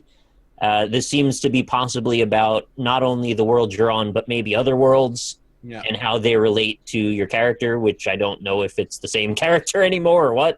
It looks like, because at the end they cut to like green eyes, and I assume maybe that's like Jade's mother we're looking at. No idea. It's again completely outside of context or any kind of contextualization. So could be cool, could not be cool. Too early to say. Word. Any other ones? There's the new South Park, of course. Far Cry 5. Far Cry 5. Yeah, I mean, I don't know, man. I really should be the one excited for this. One now. What'd you say? I saw something on Twitter that was like, "There's animals banging in this game." Oh hell yeah! It's about time. Why are they doing that? But waiting for the bestiality. Equal of Far opportunity Cry. banging. Mm-hmm. Is that a stop that? Nah, I don't know. They haven't really started that. Give them a chance to start that before you tell them to stop that. I don't think Far Cry's at stop that level. I think they're at yellow light. No, I meant the animals banging. Not. Oh, it's only a stop that if they lampshade it as like a edgelord sort of thing. Yeah. Yeah, animals fuck in this game. You got a problem? You like seeing two dogs banging? That's beautiful. That's nature. If you don't like it, shoot them. Yeah. Whoa. Oh, hold on though. Probably don't do that. That's natural for them to do that. You don't shoot them though. The setting is at least a little interesting for Far Cry 5. I mean, actually, the setting has me like the most intrigued. I think I'm really excited about it. But I'm still just like, I don't know. As a big fan of 3, and I liked 4 enough. There's not much that really makes me want to play another one. I've sort of already played them, so unless it has a little bit of a change up in the formula, I don't know. Have you seen the part where the hero shoots that cultist, and then the guy drops his gun, and the dog brings the M16 back in his mouth to the owner? Because that like sold me about 15%. And then the dog fucks another. What about the dog. part where you tell your sniper to go into a tower and she covers you? I did see that. That was like 1%. I was like, because I was like, it's cool if she's up there, but I'm gonna have to go talk to her and be like, here's 800 doubloons. Now, like, help me out in this. I know I'm gonna have to get involved in dialogue with her. So. Yeah, but that they're not going to use American dollars. This is a cult, man. They got some sort of their own currency going on. Cult bucks. Cult bucks. There you go. Let's also not forget from Ubisoft, thanks to chat, No Man's Skylanders. What? Oh, there's a thing you snap shit into your controller and you do. Yeah, the toy, the spaceship. Oh, Toys to Life. The Toys to Life spaceship. You don't remember that? What are you talking about? I didn't Is even that see Starlink? this. There, we were there. we were watching it together. I don't remember. What? Did I just suppress this from my memory? What do you think of this? Toys Toys to to Life? Ubisoft, right? Thing. That's Starlink. Battle for Atlas, isn't it? Starling Battle for Atlas. Starlink. Starlink. Oh, is that Starlink? That right there. I got you. Bear, stop that. What's happening right now?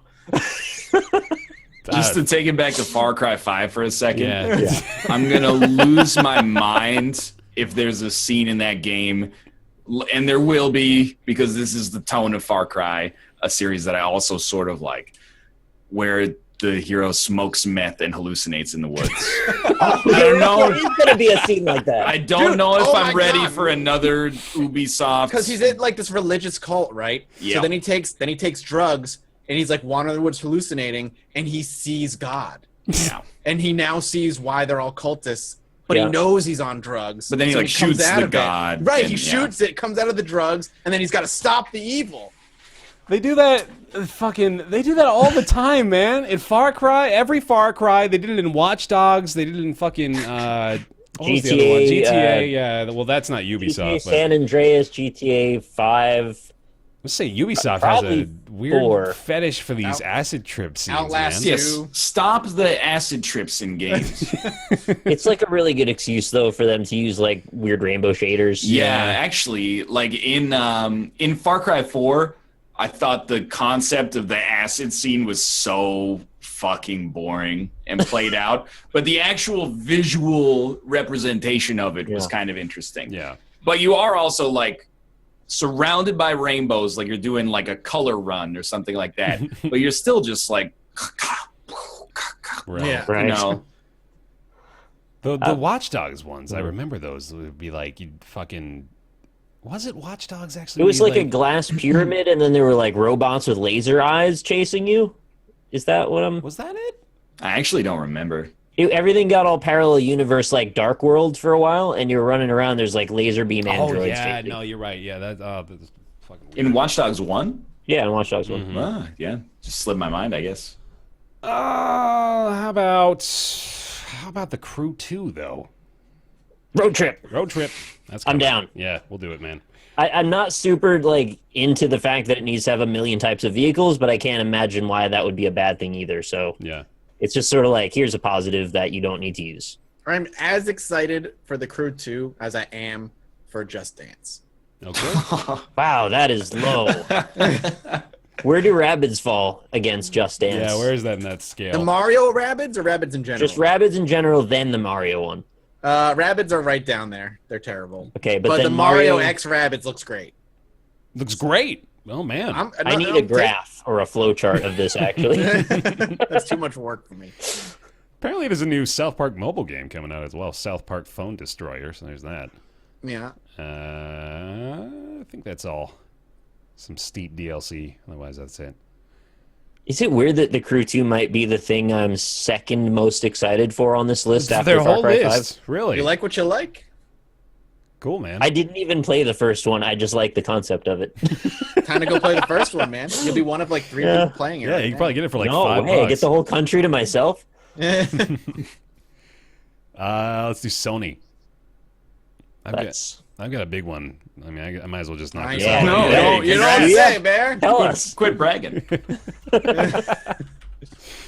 They blew my fucking brain out of my skull. I had no clue this was coming. And you know damn well I would be one of the first to know if this thing existed, but sure enough, they're remaking Shadow of the Colossus. Not just a remaster either. This is what I've learned thus far is it is going to be Blue Point Studio, who did the remaster for Ico Shadow of the Colossus collection on the PS3. But they also did work on, I think it was like a Metal Gear Solid remaster. They might have even done a God of War game at some point. But they got a really good reputation. Twin Snakes? The one on GameCube? Which one? You said Metal Gear Solid remake. That was Twin Snakes. 'Cause Oh, that was actually No, really good. that's Retro Studios, isn't it? Like, or Silicon Knights, that's it. No, they did they did a lot of collections. So they did like the Metal Gear Solid HD collection on the PS3 and the 360. They did the God of War collection on the PS3, and then of course they did the Ico Shadow of the Colossus collection. Right. And then I guess apparently they wait a minute, they made Flower? That No, game company made Flower. They must have just helped work on Flower, some sort of port for Flower or something like that. That's a weird listing. But yeah, anyway. So that's exciting news for me because And me. and you. I've gone on record on Roundtable as saying of all the games I can think of, Shadow of the Colossus is the one that would benefit most from a complete overhaul and redo. As long as they don't use the same engine as they have for the other 3 games, this is almost definitely a good thing. Yep. Coming early 2018. So yeah, I could not be more excited for that. Yeah, that's not even terribly far away if you think about It's it. really not. It's pretty 2018 is like, we're halfway there already. Mhm. We're getting older. Shit. Existential drama. Okay, go ahead. Jeez. Don't worry, there will always be companies there to sell you nostalgia, so you can That's right. go back to the glory days. Oh, There'll be thank you. YouTube channels that exist to bank on that nostalgia as well. Anybody else? There's a lot of decent stuff at the Sony conference. I thought all the Monster hype about the not hype, sorry, but the backlash about the Spider-Man demo having QuickTime events is like short-sighted and ignorant because that was almost certainly just a vertical slice regardless. People are like, oh, is it going to be like Tomb Raider style QuickTime events? I mean, I guess it's possible, but I didn't see necessarily why people were so perturbed by it when that's not going to make it in the game in that style anyway. Like, I am super excited for Spider-Man. I think like it seems like it nails the tone, and that's all you can really expect to get from a demo like that at a show like this. So, like, I'm relatively for it, although I am probably not gonna play it because I'm just not that motivated to play Spider-Man. But I thought I was like, that looks right. It looks like Spider-Man. Yeah, it looks good. Definitely looks like a good Spider-Man game. Again, I'll mention the only thing I really want to know. I need to get like a first-hand account or like multiple first-hand accounts of this. Is how good the swinging controls are, because that's like always been. I tweeted at me that it was confirmed by the developer that there will be momentum-based web swinging. Good, that's good. So, that's good to hear. That is a loose thing, though. Yeah. You could kind of take that in a few directions. I mean, it gives me a little bit more clarity on it, though, just because I was watching the trailer and it seemed like a little floaty to me, so I'm glad to hear at least that there is like physics involved with the swinging momentum itself. and physics don't necessarily mean the same thing. That's unfortunately. true. Yeah, that's true. So there's plenty of time left, though. So I'm just mostly looking out for that anyway. Monster Hunter World. Yeah, Worlds? Yeah, Yes. that's the one, probably the game at E3 I'm most likely to play. If it is not like a super gimped version of Monster Hunter. Because I know that it's a westernized Monster Hunter to some extent, but it seems like kind of a response to Dauntless, which to me is like, if it's a good Monster Hunter on PC, I'm in. Yeah. Basically, is what it comes down to. That is probably the only thing stopping me from playing like hundreds of hours of Monster Hunter is the fact that I have to do it on a tiny like 3DS screen or go back and play the Wii version from like 2012. So if it's a competent Monster Hunter, I'm 100% in. Now this isn't. Is this the MMO or is this just another new Monster It's not an Hunter? MMO, you'd see, but it looked like you could, from what they were talking about, you can go on like a solo hunt, and if you need help, you can fire off a flare, and like people can join you. Okay. I don't know if it's going to be like an MMO, because there is a Monster Hunter MMO in existence, but it's in China only. Yeah. Oh, I didn't know that. Okay. I think I have the potential to perhaps harbor the most latent enjoyment of a Monster Hunter game out of the four of us. Yes. I feel like I could get absolutely obsessed with it, but I haven't had the right catalyst hit me yet. I tried to play it on the 3DS, and the controls were too annoying, and it looked kind of shit. Which I know that's a bit of a like silly reason to not get into it, but it was too complex to handle on a small screen for me.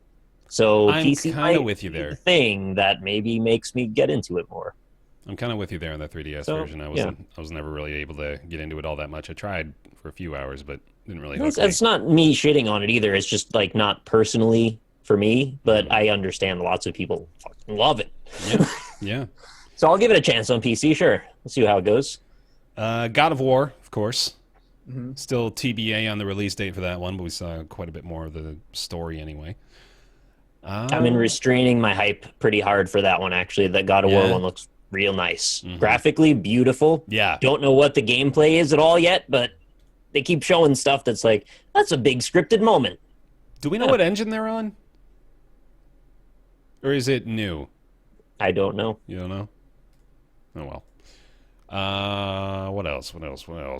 There was... You're not going to mention Bravo Team? I mean, I would have my got God. to Most it. exciting Shooting the VR hardcore game? shooting game? Oh, God, that is right. That was...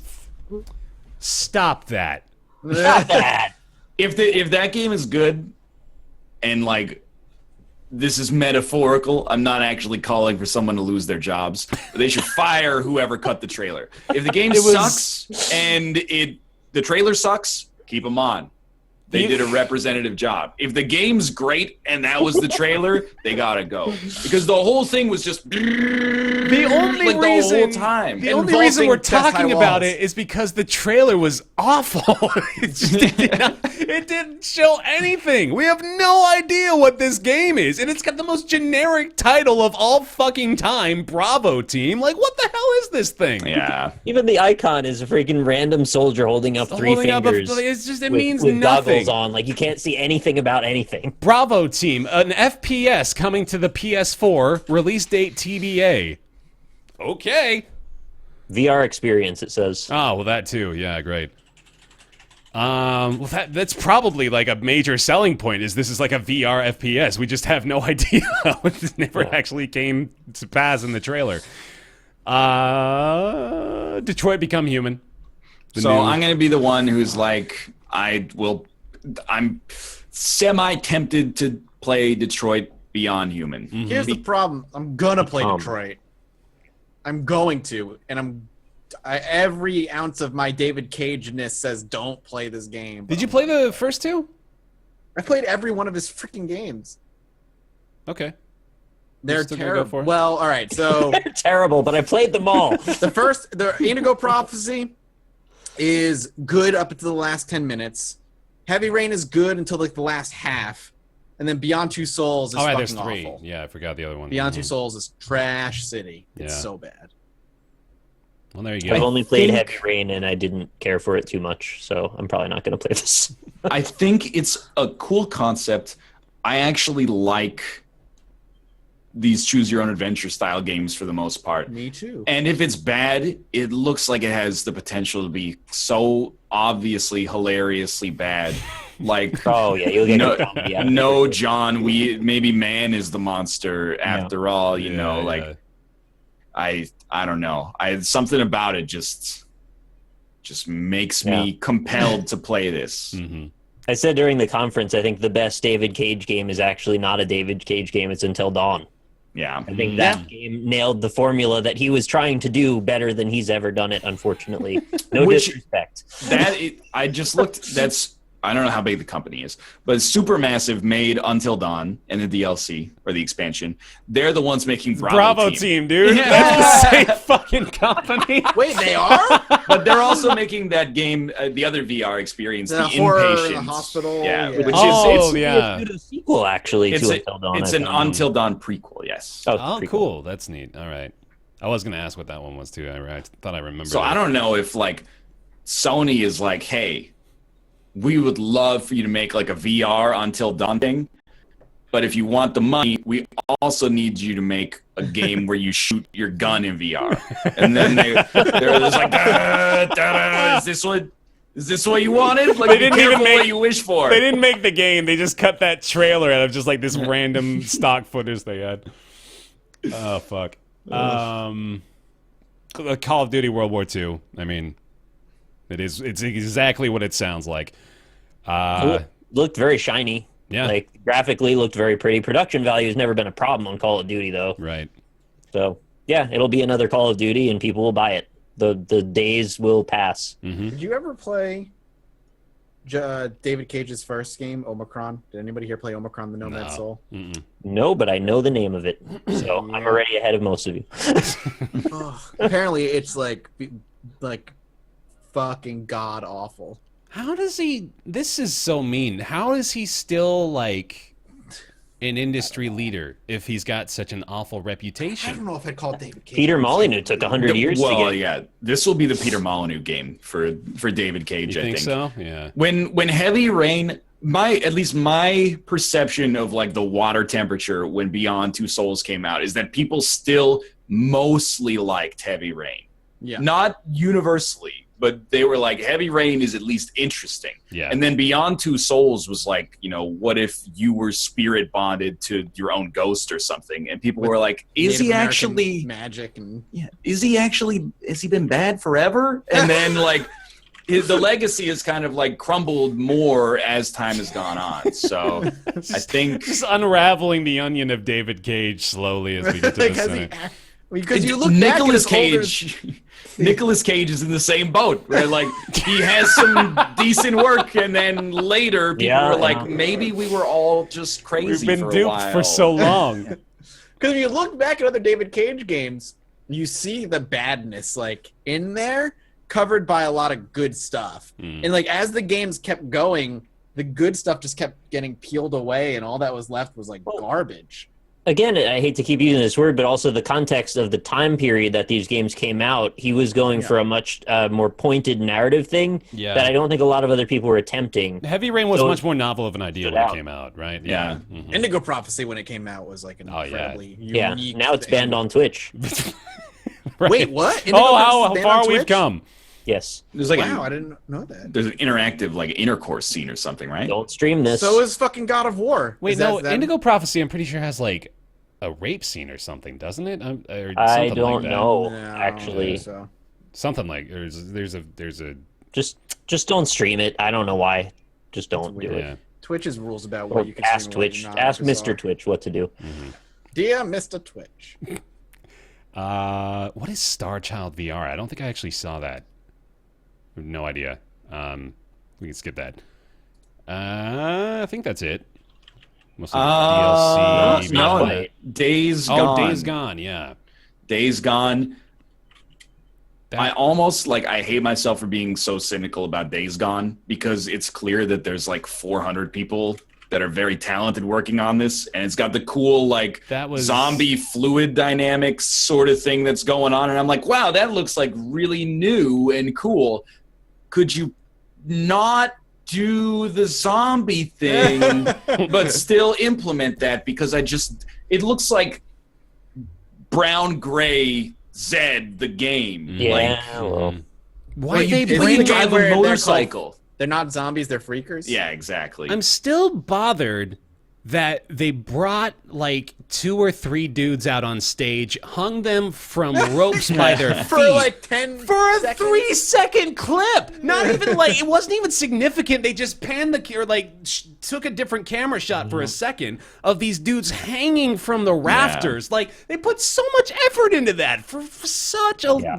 I don't know, I don't get it. Anyway, yeah, Days Gone That though. extra money is what I got. oh, I just want to say so apparently it's only some versions of Fahrenheit are banned, Fahrenheit being Indigo Prophecy. Oh. It says only alternate versions of adults-only titles with ESRB rating of mature or lower are permitted, including mature versions of Grand Theft Auto San Andreas and Fahrenheit Prophecy. So I guess there's an unrated version. You Oh. can't. Oh, okay. All right, So I misunderstood that. It wasn't on the official list. But games that are banned, you've got, where was it? Something Suck My Dick and Die? Suck My Dick or Die. Suck We got an my option. dick or die. Don't stream Suck My Dick or Die. Yeah, Anyway, don't do back that. to what you're talking about. Just wanted to fill that in. Yeah, but no, I'm kind of with you there. Days Gone, like they sold me a little bit on it when they had the moment with the destructible barrier on the river, and then like the zombies flooding through and all that shit. Like that seems Yeah, like it's an except for interesting the part idea. where like you have to suspend your disbelief as to why there's 2 huge zombie swarms right Yes, next to where these thank people you. chose to put their To camp. Like, Yeah, They didn't look over that wall they built themselves, apparently. right. you're supposed to be scared of these zombies. Like, oh, they got the strength of a human being, but like they're animals, and there's 10,000 of them in one swarm. What do you do to stop them? Oh, just wrap like a 4-foot high chain link fence around. That'll Some, do like, it. broken wood, and you're good. Hopefully nobody blows a human-sized hole in the chain link fence, or all of our defenses are gone. Everybody knows that once zombies run into a barricade 2 inches or bigger, they just give up. I am just like a little cynical about. The problem is, if it had been anything but zombies, it's easy to be like, give it a shot. But because there's been infinity zombie games, any slight, I gotta stretch the bounds of realism for this. Then you go, okay, well, come on. They Like, could just My make cynicism is cranked up so high on this because I just don't. They're the least compelling enemies of all time at this point. Yeah, I'm with you. Like, they could easily just make it into some obscure, weird creature that spawned from the earth or something, and probably have just the same game with just a different enemy. Their whole premise was essentially like, remember World War Z? It's like how they moved like water. That's kind of like, I think that's as far as they got with story development for why they're No, you drive a motorcycle Oh. as well. they're very rugged. Yeah. Called I don't- freakers. I'm kind of cynical on this one too. I don't really get why it exists. It just looks like, to me, it looks generic. Yeah. Like, I think you said it as well, Nick. But Yeah. for me, I like watched like 45 seconds of the trailer, and you're like, this looks like a third-person zombie game. Mm-hmm. Like, I'll probably play it, but I'm not expecting anything at all about it. Was that all? One more. One more. Give me your hot takes on Uncharted: The Lost Legacy. Oh yeah. Ooh, yeah, It'll man. probably be good. That's coming soon. It'll probably be like, I know, it'll right? probably be great, right? Right? Yeah, I imagine it'll be just as good as the other Uncharted games. It's fucking Naughty Dog. I don't like and I'm being like super Mr. Negative right now about a game that's probably going to be beloved and by all accounts good. But like, I don't like when games are like the last chapter, and then they're like, and the epilogue 6 months later. It's just the a lost Yeah. legacy, man. It was forgotten and they recovered it, and now this is their only opportunity to tell this story. Obviously, It's like the Resident Evil movies. I heard you talking just the other day. It's like the last. I think it's actually called the final chapter, and then they're like, we might make another chapter in like a year. They announced a 6-movie reboot. Oh, that's what it was. Yeah, okay. For You what? didn't see- for the Resident Evil I franchise. saw the headline. Wow, but six hell? movies. They're doing a 6-movie reboot. Are they bringing her back? Who was the? No, it's gonna be all new cast and all Oh that shit. stuff. Okay. Who was the front lady for that series? Mila Jovovich. Mila Jovovich. Okay. Mila Jovovich. Mila Jovovich. Nintendo. Last but not least. I don't know how. Like, maybe I'm just like a cynic, but everybody on Twitter, Nintendo won E3, and I'm like, really? Because it wasn't that good. They were good. They were good. It was above average for Nintendo, but I don't think it compared necessarily. Everybody was good. How about we can just say that? That's it's a good E3 Mario for sure. Odyssey looked fucking great. Definitely. Agreed. I'm super pumped That for hat Mario is Odyssey. terrifying. Yeah. Right? I don't know what it's going to do, but I feel like when you beat the game, they're going to throw the hat on you, and then you Well, become part of the Oh sword. shit! I like the idea that Mario is like a soul stone from the Diablo universe. Oh. And like for this whole time, like he's kept this demon attached to his head to save the rest of the world from it. But now the evil has broken free from the soul stone and is possessing random people. That's weird. I like when Mario possesses another human being. Yeah. That's not okay. So weird. Bad etiquette. Oh shit. Well, I'll be honest. Like, if I'm going to be the one that's maybe the most optimistic, I thought that if you're only going to do a 25-minute Nintendo Direct, they did a lot of really good stuff. Yeah. But I don't agree with the concept of like winning E3 to begin with because it's all trailers for the most part. But like new Metroid Prime, that's pretty crazy. That's an unexpected announcement. The biggest issue I've got with like the bulk of the Nintendo presser is that we had very little information about the things that we're the most excited about. Like Metroid Prime 4 was literally a logo and a title screen. We got nothing As far else. as I'm concerned, a logo equals a trailer. That's actually wrong, but like right. they're both pieces of marketing that are not representative of the quality of the game. You can make a bad game with a masterful trailer. Dead Island, not Right. punching ways down necessarily, Yeah. but like the people go, oh, like let me pick apart this trailer that 100 people constructed from scratch to sell the game. Like, I'm not saying like, oh, I can tell Metroid's going to be amazing from the PNG. I'm just saying like they're both like, I'm stoked that it exists, I suppose. What struck me as funny in this case is Nintendo actually, above all else, they almost always do show a small amount of gameplay footage at least. And I can pull a lot of information out of even a 10-second clip of gameplay. This was nothing. And that's fair. I mean, if they don't have it to show, they don't have it to show. That's fine. And I am very happy that they at least have now paid lip service to Metroid existing again. Right. That's a big step for Metroid fans, and I am a large Metroid fan. I just don't think there's much helpful to getting really excited until we know what we're dealing with yet. The more you like something, the less likely they're going to nail it, is my opinion. So as a big Metroid fan, great. Just I'm going to wait and see. I don't want to get flipped out over it yet. I will also say, if anybody's like, one of the top 3 games of the show, Metroid Prime 4, like, what are you doing? That's a name. what are you doing? That's a title.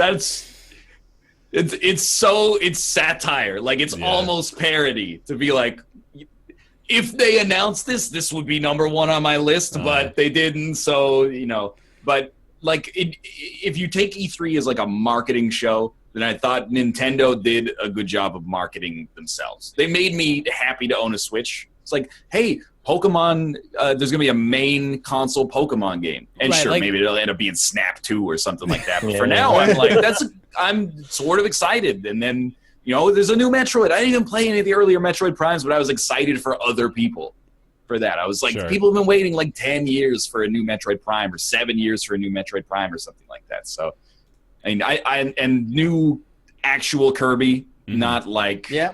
weird 10 side years, story isn't it? Kirby. I think it has been at least 10 years since Metroid Prime 3. That's nuts. But when That's was wild. Other M? It was 2011, I I think, or gotta look at the 2010. timeline. Yeah, I don't count that one as being part of the series, really. I did play through the whole thing, by the way, but it's just not very good. Also, the 3DS one they announced, it wasn't actually part of E3, but they did announce there's going to be a 2D Metroid, and it's like a hybrid 2D, 3D. It's by Mercury Steam, who is, their pedigree is not the highest, unfortunately. Their best game would probably be Castlevania Lords of Shadow. Ooh. But they've also done Jericho, which is generally Right, pretty, yeah. pretty not good. They've also Jericho. done a hybrid 2D, 3D Castlevania game that I believe was released on either 3DS or Vita. Didn't do amazingly, didn't do terribly. Suffice it to say, I'm being skeptical on that one as well until I see a bit more about it. The gameplay they showed of that looked average.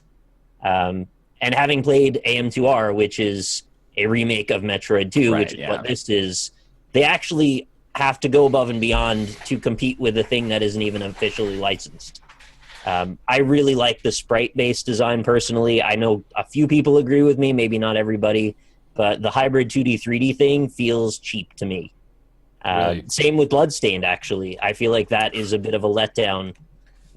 Not related, obviously, but I don't feel that captures the style the same way. I mean, this is an aside, but I think Bloodstained Doesn't look so good, visually, right? it looks like garbage. Yeah. I I'm don't really disappointed want by to be punching down, but like I watched it, I was like, this looks like a 2009 era Xbox Live Arcade game from like a Yikes. studio that's never made something in 2D. It's Mighty Number 9-esque, I sort of think. Which is funny because it came like the Kickstarter was shortly after Mighty Number 9 yeah. from a developer who wanted to take their franchise back. That's weird. Yeah, Super Metroid is not Metroid 2. It actually went original Metroid on the Nintendo, then the Game Boy Yeah. version, which is Metroid 2 Return of Samus. Then the third one is actually Super Metroid. So yeah, if you never played the second one, it's not amazing, which is great because it means there's a lot of room to improve, which AM2R did really well. So, I mean, best wishes. I hope they make a fantastic game. I don't know that they'll pull it off. I'm just saying be skeptical. Don't put all your hope into it. That being said, aside from Metroid, the new Kirby game actually looks awesome. Yeah. Yeah. And I'm probably going to end up buying a Switch for a number of things they announced here. So. They sold me on a Switch with their presser this year, I gotta say. Like, I've got to play Odyssey. I will play Rocket League on Switch in my bed probably way too much once I acquire that. So that's a guaranteed thing. Don't uninstall it, though. It's like, may have a difficult time though because the Switch Joy-Cons are not the most comfortable. Yeah, I know. I'm gonna. The have to- Pro controller is nice, Yes. but it is $100. And it's basically just an Xbox 360 Right, controller. Yeah, also true. But like, I have been probably the most pro Switch on the show. Not probably, like definitely. Yeah. But there is like this is the make it year for them. Like I think they had a better than expected launch in terms of the library. By all accounts, ARMS is not a trash fire, which I really thought it would be. And I think that this year, if they can at least just put out like a lot of really good first party stuff, they can like start to alleviate that concern of like there's nothing to play after Zelda. Definitely. Even though Mario Kart Deluxe 8 is one of the best games I ever still made. don't even want to Like- count that though because it's on the Wii You're the U. one excited about freaking Shadow of the Colossus remake, But it's like. but it's too soon for Mario No, Kart. they're It's totally too soon. different. They're completely different, man. The fucking Mario Kart 8 Deluxe, what did they do? They added, you can have 2 weapons, you have a few more tracks. What Shadow else of the is there? Colossus remaster doesn't even exist yet. It's a product. These are not even like comparisons we should be making. This is Did they ridiculous. bundle in the Mario Kart Mercedes-Benz DLC? I believe so. They Yes. better have, man. Yes. Mercedes. The Yoshi game.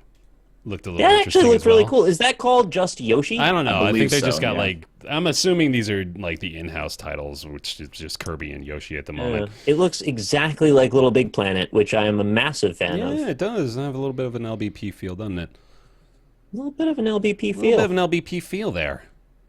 So, I mean, I would really just like them to make like 6 great first-party games this year. Yeah. Which is not easy, but as cynical as I've been about Nintendo in the past, if any publisher can do it, they're probably the safest bet.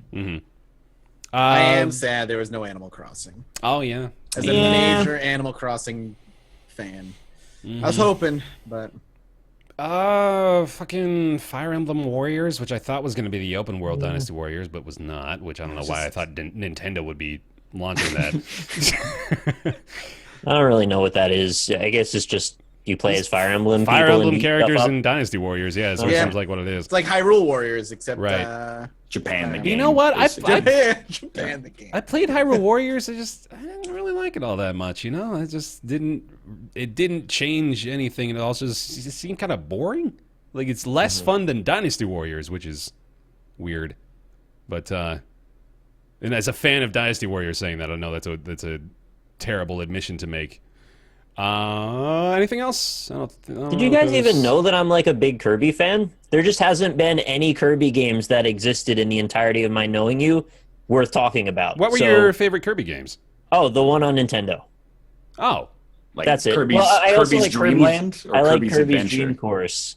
What about Superstar on Super Nintendo? Yeah, I didn't get into that one as much. But the one they just announced is just like traditional Kirby, but also with multiplayer. So, at least from what I could tell. yeah. I've heard good things about some of the ones I haven't played, but I really like the old one. So, like, this is cool. Well, you're probably getting a Switch too now, ain't you? That's what I say. Yeah, I'm definitely thinking about it at least. This is it's been a really good incentive to think about it more than I've ever had until this point. Yeah. Which, given that the thing's only existed for less than a year, and that's okay. It's only been like 3 months, right? Seems like it's been so much longer than that already. Yeah.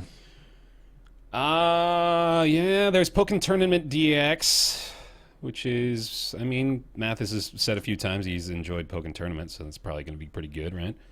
Yeah, I hope so. And Legend of Zelda Breath of the Wild expansion pass was announced. A couple of expansions coming this year, I think, for that one. And that might be it. Cool. Xenoblade Chronicles 2, but Oh yeah. yeah. Okay, well, I believe that wraps it up then. So let's go ahead and do an impromptu best of show here. What would you all say? Best of show E3 2017. Game or company? Give me a game. Let's start with company and then we'll go with games. Give me a who had the best performance, who had the best presentation this year. Even though we just said it's silly. I just want to hear it. I want to make you choose. I really have a hard time picking this year. They were so even in a lot of ways. Yeah. I just have a bias to say Sony because they hold the power to make or break my dreams. So I have to The tell them most that I like visceral them. reaction that I personally had was from Shadow of the Colossus as well. So Yeah. I'm probably going to say Sony for that reason. There you go.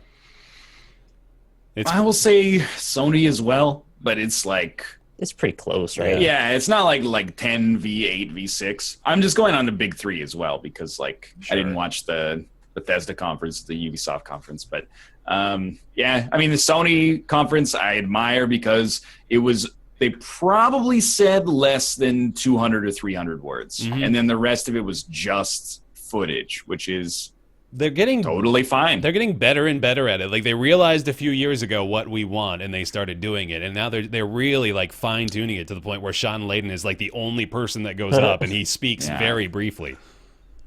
Oh, we forgot to mention the Dragon Ball Fighter Z game coming out. That does look really good. Doesn't Who it? It's made 2018, Blaze Blue and Guilty Gear. That's really good. They only really make good fighting games. That was In my personal during the experience, Microsoft conference, It wasn't it? was. I don't know how we skipped over it. DBZ Fighter. I'm like 100% going to buy that. Yeah. That looks really good. It looks gorgeous, actually. The 2.5D style seems like it might actually work there. Yeah, I think I'm going to give it to Sony. It's just, I think it's a foregone conclusion at this point, but my game of show is going to go to Shadow of the Colossus, even though I do admit that giving that to a remake may be a little A little weird, but there's nothing else even touches the amount of hype I've got for Shadow of the Colossus. I'll be surprised if they botch it. It seems like it's such an easy thing to conceptualize what went wrong and how to fix it. And from like an outside perspective, I think Bluepoint is like the team to do it too, just because like not only did they do the remaster, but they really they have a reputation for like being in tune with what the people that love these games love about these games. So I think they're going to realize like the controls need work, the camera needs a little work, but otherwise just like, keep it pure and true to the original. And I'm pretty sure they're going to do it. Anybody else game of show? What do you want to go? I think my favorite actually was Ubisoft. I enjoyed theirs most. My game of show, I don't know. To go against everything that I stand for, I'm really excited for Beyond Good and Evil 2, even though there's no gameplay shown. Mm-hmm. But next to that, if they can nail the way they're making Spider-Man look, then I'm very, very excited for Spider-Man. I want an Arkham, quote-unquote, Spider-Man. Yeah. It needs the Arkham treatment. So, that's me. Yep. Nick, did you go with Shadow as well? Or yeah, I did. I mean, chat's like roasting us to hell for that. I don't care. Is there a problem that an old game can win? No, man. I'm surprised Ryan's announcing, like chat saying, isn't going to the PUBG patch notes. No. PlayerUnknown's Battleground on the Xbox One. Realistically, though, they will be better than probably 85% of the things that were there. But that's not what E3 is about. They even announced zombie mode in PUBG. Yeah. E3 is about, the moonshot. This could change gaming forever, blah, blah, blah. Yeah. It all does. Everything does. I'm going to say, originally I was going to be like a hipster and be like, I abstain because it's all trailers. Sure. And like, unlike last year, we weren't there. So like, I didn't play anything. Like last year, it seemed more plausible to come back and be like, hey, this looks really cool. But instead, I feel really confident that Shadow of War is going to be pretty good. Not Monster Hunter. I mean, I don't know anything about it. Yeah, is the thing. If Monster Hunter nails it, I'm all in. Shadow of War comes out in like 3 months, and the trailer or the slice that they showed was like exactly what I wanted. It was just silly like as hell. I loved it. Yeah, it was silly in tone. The combat looks fine or fun even, and it's just more of a focus on the Nemesis system. So I think that's it's the safe money, but I'm going to take it anyway because I really like the first one. Do you think they knew that Bruce, the orc guy, was going to be as popular as he is? Next Bruce, mate. Yeah, that was really good. Cool. Because they had Bruce take over their Twitter the next day. Oh, really? I'm curious how much of that was planned, or if they were like, "Wow, this guy was a big success." Mm-hmm. Didn't they say that it wasn't scripted, and when they were playing the demos, every time they'd get a different character? So, was it just a dice roll? They got that one? Well, the one in the conference is 100% seated. Okay. They're going to be like, all the shareholders are watching. We accidentally got Slice Cock the ball crusher. Yeah. Well, hold on, you can't Slice betray Cock. Dick Fuck. You got Slice Dick Fuck and Slice Cock. This Slice Cock is so much worse than Dick Fuck, man. It just got killed by Slice Cock, and now he's taken over. Yeah, no, that's a safe bet, Shadow of War. I mean, it's pretty likely to succeed. It's so fucking weird. This is an aside, but yeah, I'm like, WB, please don't do sponsored content for it. You own my network. Just send me the game. Just give it. It's 16 alphanumeric characters. Just to have it show up in my inbox. You don't have to pay me, and we'll sign a weird contract. Or they only send you physical versions of a console version. They only send you a PS4. I mean, exactly. It should be the most frictionless deal in human history. But I know it's not gonna be. I know it's gonna be hey, we're not giving away codes, but do you want to fly down to we're going to do a mixer at Peter Jackson's house, and we'll fly you in. I don't want to go to Peter Jackson's house. I just want to... Well, then it looks like you're not getting a code. Yeah, I just want the game. This is, if they're seeing this is coming from a place of love. I want to make your job so much easier and so much cheaper. Oh, in that, and Shadow Mordor was a great game that got mired down in the early days by the weird press. That was thing like they the did. only negative thing too. Right. Like, all the It was other so stuff was weird. positive. The game It was just good. people were And just they- so perturbed They by muddied the water with their dirty money. Wasn't that one of the ones where they had like a really stupid review embargo that was like after release, or am I don't thinking? know. They I don't didn't think send that was out review them. copies in advance, except to the people who signed like the sponsorship deal with them. Oh really? Oh shit! Yeah. I didn't even. Oh, shit. That's I remember that being sort of the cloud over it for a while. And was like, wait, should we be a little worried about this one or what? I didn't realize that was them. Yeah. Yeah, well, that's what when it came out, everyone was like, "Holy shit!" Against all optics, it's actually good. Right. So mark that up for another example other than Doom every time that topic. Yeah, comes up. exactly correct. Yeah. Well, sadly, like every Bethesda game now. I'm Like, gonna. yeah. Sorry, fair enough. I'm gonna try to assuage those who assuage. Sure. Yeah. Whatever. I'm gonna try to appeal to those who are roasting us and say I'll give my secondary game of show to Ori, because I mean that's a pretty damn safe bet too. Oh, what about the Sonic game where you can make your own Sonic OC in the game? Wait, what? What? You didn't know that? That was. You didn't. Are know you that talking about was a Sonic Mania, or are you talking about something else? No. The other Sonic game that was announced where you can make your own Sonic character. Oh shit, dude! You didn't know that existed? I didn't know that existed, What? but a lot of people are really happy. I'm sure. I had no idea. Like, wait, what? Your Sonic persona can be now embodied in a video game? Yes, Dude. I can make my dream come true? That is big time. Seriously, there's got to be so many people that are so pumped about that. I have hundreds of pages of fan fiction. Yeah, I don't. Oh my! Non-jokingly in high school, my buddy wrote like this 9-chapter like Sonic fanfic. Can you? I know that we're running short on time. Yeah. Why does Sonic attract so much? Yeah, of that? dude. What is don't it? know. There's I so don't much. know. I mean, I recognize it's a lot of it is probably self-aware now, but like, why is there so much? I want to fuck Sonic, and not that much. I want to fuck Mario. Like, Nintendo's just seen real quick Sonic? on the hammer with that stuff, man. Like that stuff exists, but Nintendo rescinds it from the internet once it gets up there. How come nobody wants to fuck Knuckles? you don't fuck Knuckles. You get fucked by Knuckles. That's right. True, that's true.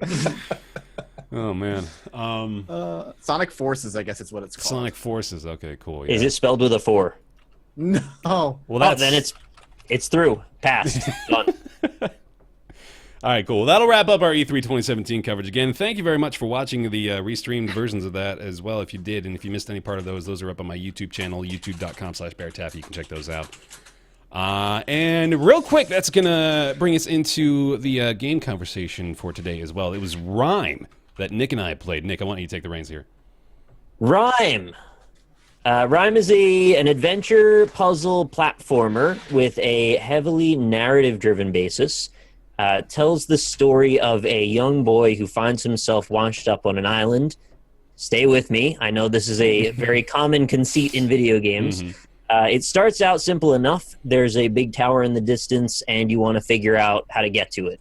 You got to kind of figure out what you're even doing, like what the point of this all is as you're going. And it's one of those games that doesn't tell you anything overtly. You figure it all out through action. There are a few instances of like flashback memories and some cutscenes throughout. But it slowly but surely expands into a wildly beautiful experience with one of the best soundtracks I've heard in a long time. Mwah. Yes, the kissing of fingers is necessary in this case. Beautiful art style. Reminds me a little bit of The Witness crossed with like Ico, maybe something like that. And similar play style as Ico, in fact, minus the hand-holdy escort mission element, which I didn't Thankfully. love. Yeah, I didn't love that about Ico, but I love the atmosphere, and this game is dripping in atmosphere. It's another one of those games where I can't really explain much about it because it's all kind of spoilery after a while, but it has a really great story that you don't realize you're appreciating until they kind of present it to you. There's a lot of collectibles, a lot of secret stuff to find. And just take a moment, and if you're playing the game, if you get a chance, just stop and look around, because there's a lot of beautiful detail in that game. It's stunning. Actually, definitely a contender for Game of the Year from me. And I had expectations for pretty high ones, in fact. And when it initially came out, it had some issues with this Nuvo. How do you spell it or pronounce it? Oh, the DRM. The DRM. Yeah, I don't remember how it's spelled. Yeah. Well, whatever it is, it was a problem, and they said, as a pledge, once this game gets cracked, they are going to remove that DRM, and they followed through with that, and in turn, it ended up boosting some of the performance as well. De Nuvo, that's how you say it. Wow. So yeah, that was a problem. They solved that problem. There's still occasional performance glitches in a few areas of the game, but it's like 15%. It's not enough to make a massive difference. Those are like the biggest shortcomings, though. The controls are actually pretty spot on for a game that has some pretty minor but still important Prince of Persia-style platforming elements. Even like the grabbing, sidling, kind of turning backwards and jumping behind you kind of stuff. Very often, they get either the camera or the controls wrong. Usually pretty on for this one. And it doesn't break anything because of that. Mm-hmm. As you go, you kind of collect some friends along the way. You develop some minor relationships, and it becomes a big part of the game, actually. How far did you play into it, Bear? I am about 3 hours into the moment. I got to the second loading screen, if you're familiar there. Yeah, so I can pretty much just echo everything you've said so far. I want to reiterate, though, the soundtrack is just, oh my God, it's fantastic. I'm a sucker for an orchestral composition, but this one it's the way it crescendos sort of subtly whenever you accomplish something is just so masterful. It's really well done.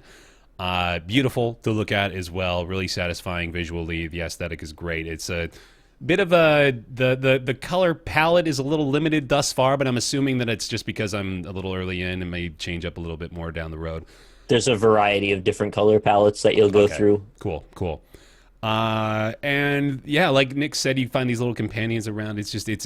It's this adorable little way of continuing to incentivize you to pursue further exploration, which is the kind of thing that this sort of game really needs, you know? Like, there are a lot of games I've played like this that I can kind of get disinterested in and lose my will to play about 2 to 3 hours in just because there's not a lot really pushing me forward and really incentivizing me to continue, apart from just like, you know, this sort of obscure what's going on with the world sort of thing.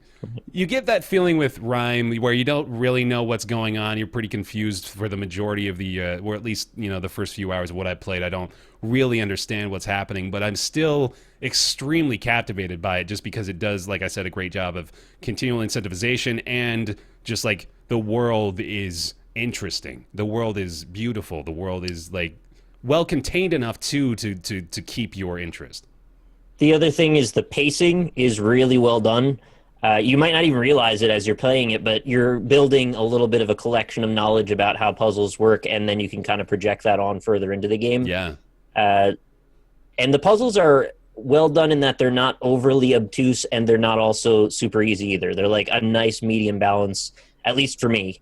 Granted, I've played a lot of games, but I found that they were a nice balance. There were some that were like, oh, it takes a few minutes. I got to kind of toy around with the possibilities here, and then I figure out and get that nice gestalt moment of, oh, that's what you're supposed to do. And not too often was I able to completely predict like a sequence of events, even when I thought I could, of you do this, that leads to this, that leads to this, that leads to the exit, or that leads to the next area, or whatever it happens to be. Yeah. It keeps and you on your I can't toes a little stop bit. myself from doing that. So it was a relief that I couldn't predict it for me. Yeah, it definitely like keeps you guessing, and it has a couple of really unique mechanics as well. You know, like the way that they use the daylight cycle and the shadows in particular. I really enjoy those mechanics and those puzzles. So, yeah, it's got a lot going for it, man. It's pretty damn good. I got to finish it before I can go so far as to say Game of the Year sort of praise for it. But I am really enjoying it so far. Definitely going to be finishing it as well. And I finished it, and the ending was really good. Great. Oh, that's really good. That's exciting. Okay, cool. The more secrets you can find, the more it'll make sense. So look for secrets if you can. You don't have to. You'll still get it. Just you'll get it a little better if you look for stuff, I guess. Got it. Cool. Well, there we go. It's RiME. Currently available. It just came out on May 26th. Very positive reviews on Steam. It's $30 at the moment. Also on PS4 and Xbox One. All right. That's going to bring us into everybody's favorite segment. It's Ask Roundtable. Weekly segment where you send your questions into roundtableyt@gmail.com. We do our best to answer them. This week's question comes from Slashes, who has a name I cannot pronounce, and he did me the favor of giving him a pseudonym to use. So Slashes asks, if the Roundtable crew started a D&D game, or any other pen and paper RPG of the sort, what would your characters be like?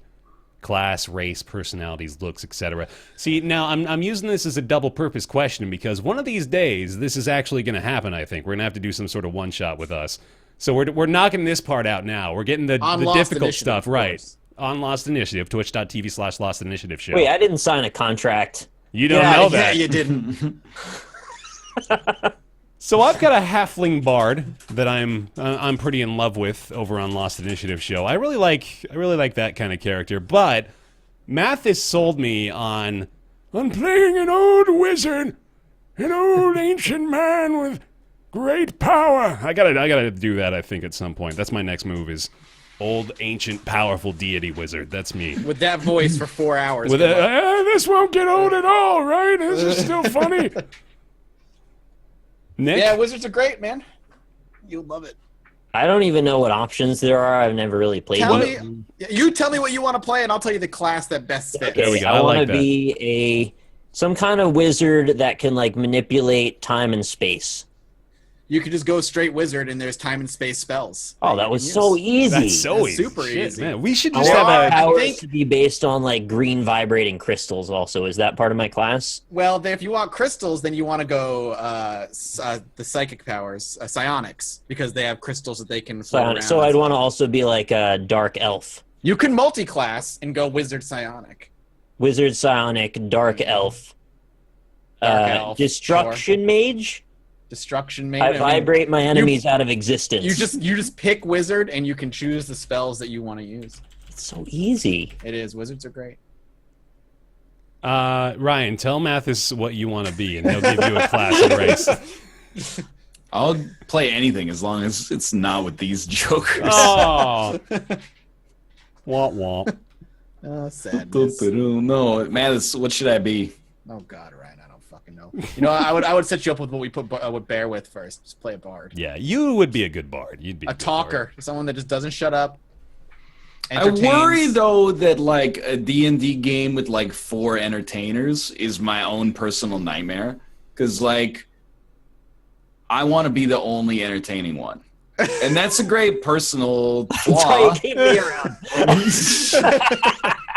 That's why you It's a do this great- podcast, right? It's a great personal flaw. I'm just saying though, when I tell a joke, I'm like, sick, nice joke. And then when somebody else tells a joke, I'm like, why is this guy telling jokes? We're playing D&D right now. Well, you It's can a be too happy- many cooks in the kitchen sort Our of Wednesday thing. Yeah. night show is for entertainers, but Bear is the voice of the party. He talks. Everybody else is like I play like a brooding edgelord who doesn't really talk much. Mhm. Sam it plays like a kind of a quirky young like tiefling girl. Doesn't really talk much. Sam but will has, talk like, every once in a while when he's got. He'll have like occasional snippets, but he doesn't really isn't the voice of the party. Yeah. And Maggie Tiefling. plays. What the heck is a tiefling? It's like a part human, part demon creature. Sorry. Oh, that sounds kind of cool. I never heard of that. And Maggie plays a really stupid half-orc barbarian. Oh, that's great. So That's great. it's good stuff. Well, there we go. That's all sorted out then. I think I want to do a one shot with y'all one of these days. Oh, That'd be absolutely. cool. That'd be fun. And I'd have Scott DM that in a heartbeat. That'll do it for Ask Roundtable, though. Thank you, Slashes, for the question. If you've got a question, feel free to send that on over to roundtableyt@gmail.com. We'll do our best to answer them. I've really got to pee, to be honest with y'all. So how about we just jump right into the Nick's Weird Games theme song right here. We'll go into everybody's favorite segment after their favorite segment. It's Nick's Weird Games. Nick's Weird Games. Wait for it. Nick's Weird Games. Probably Japanese and an RPG. They're Nick's Weird Games. Nick's Weird Games. Thank you very much, Dylan, again for that theme song. Appreciate you making that for us to be able to use it. Hey, it's everybody's favorite segment after their favorite segment. It's Nick's Weird Games, the only segment where Nick gets a game from his catalog of very many weird games, which he is running out of rapidly. Oh, I want to do my PC stuff though. So. I think we're gonna have to, man. At some point, I think that's gonna have to But be the it's library. just going to be from the same list of the same games, right? Like, No, but I don't know what else to No do. way, man. There's some really weird PC shit I've got. You got like hard case PC games that we could do a little bit of. Dude, no someone soft sent me. casers over there, that's Matt. right. Somebody, No I don't know soft. if you can see. Somebody sent me 2 boxes of over 100 big box PC games that I've added to my collection. There's like nonsense games in there. This is great. Are you dreading having to buy another shelf? Yes. 'Cause I have to build it. Elise roasted you the other day, man. She got you. Oh, I know she did. I saw the roast. Chad is already guessing, and I haven't even started Oh my yet. god! Well, let's go let's for go. it, man. Here we Bear's go. got to pee. Let the man pee. I gotta Yeah, let's pee. let the man pee. Yeah. All right, today's game we are talking about is an Xbox. Wait, Original? how do I say this? The original Xbox. Sorry, this takes a second now because I've got to. You Yeah. can't say Xbox Which One. one of the things I can't say before I say it? Right. This game was also available on Windows and Mac mobile phone. That's a good one. Well, shit. Game Boy Advance is also a valid platform. The release date for the version we're talking about today was November 2004. It is a first-person shooter with both single-player and multiplayer. The game is essentially an adaptation of a movie, an oldish movie, in fact. It's the Chronicles of Riddick: Escape from Butcher Bay. Nope. That would be too easy for you. That's like your favorite game. I know you would tee that shit up in a second. I've never played it. Just sort of look like Vin What? Diesel. Why do I think you love that game? I was also under the impression that you had played some Chronicles of Riddick. I don't know why. think you have talked He said, about it a lot. he said in it's the- a first-person shooter. yeah. Yeah, November 2004. Yeah. Okay. It's not Uh, Chronicles of Riddick. Escape from Correct. Butcher Bay. You know the whole title for sure. I think everyone knows that one. You play as a character named Jet. Jet Riddick. On an island called Butcher Bay. Keep me going. Keep me going here. You fight against an antagonist called Colonel. It's 13. No. Another good guess. You're in Starring the right David territory. Duchovny. This is again, we're scraping the bottom, so I'm looking for ones that I have to be very careful about the words I use to not describe it. I notice you're being a First really person, not choosy. third person. Can it go into third person? I don't believe so. The design of the game's levels are linear. There are no choices about how to proceed. For some reason, I'm picturing the OG Xbox game. Is it called Brute Force? You remember that game? That's a Yeah. squad-based. Yeah, that's a Yeah, squad-based it's like not it. Halo-like shooter. It's not that.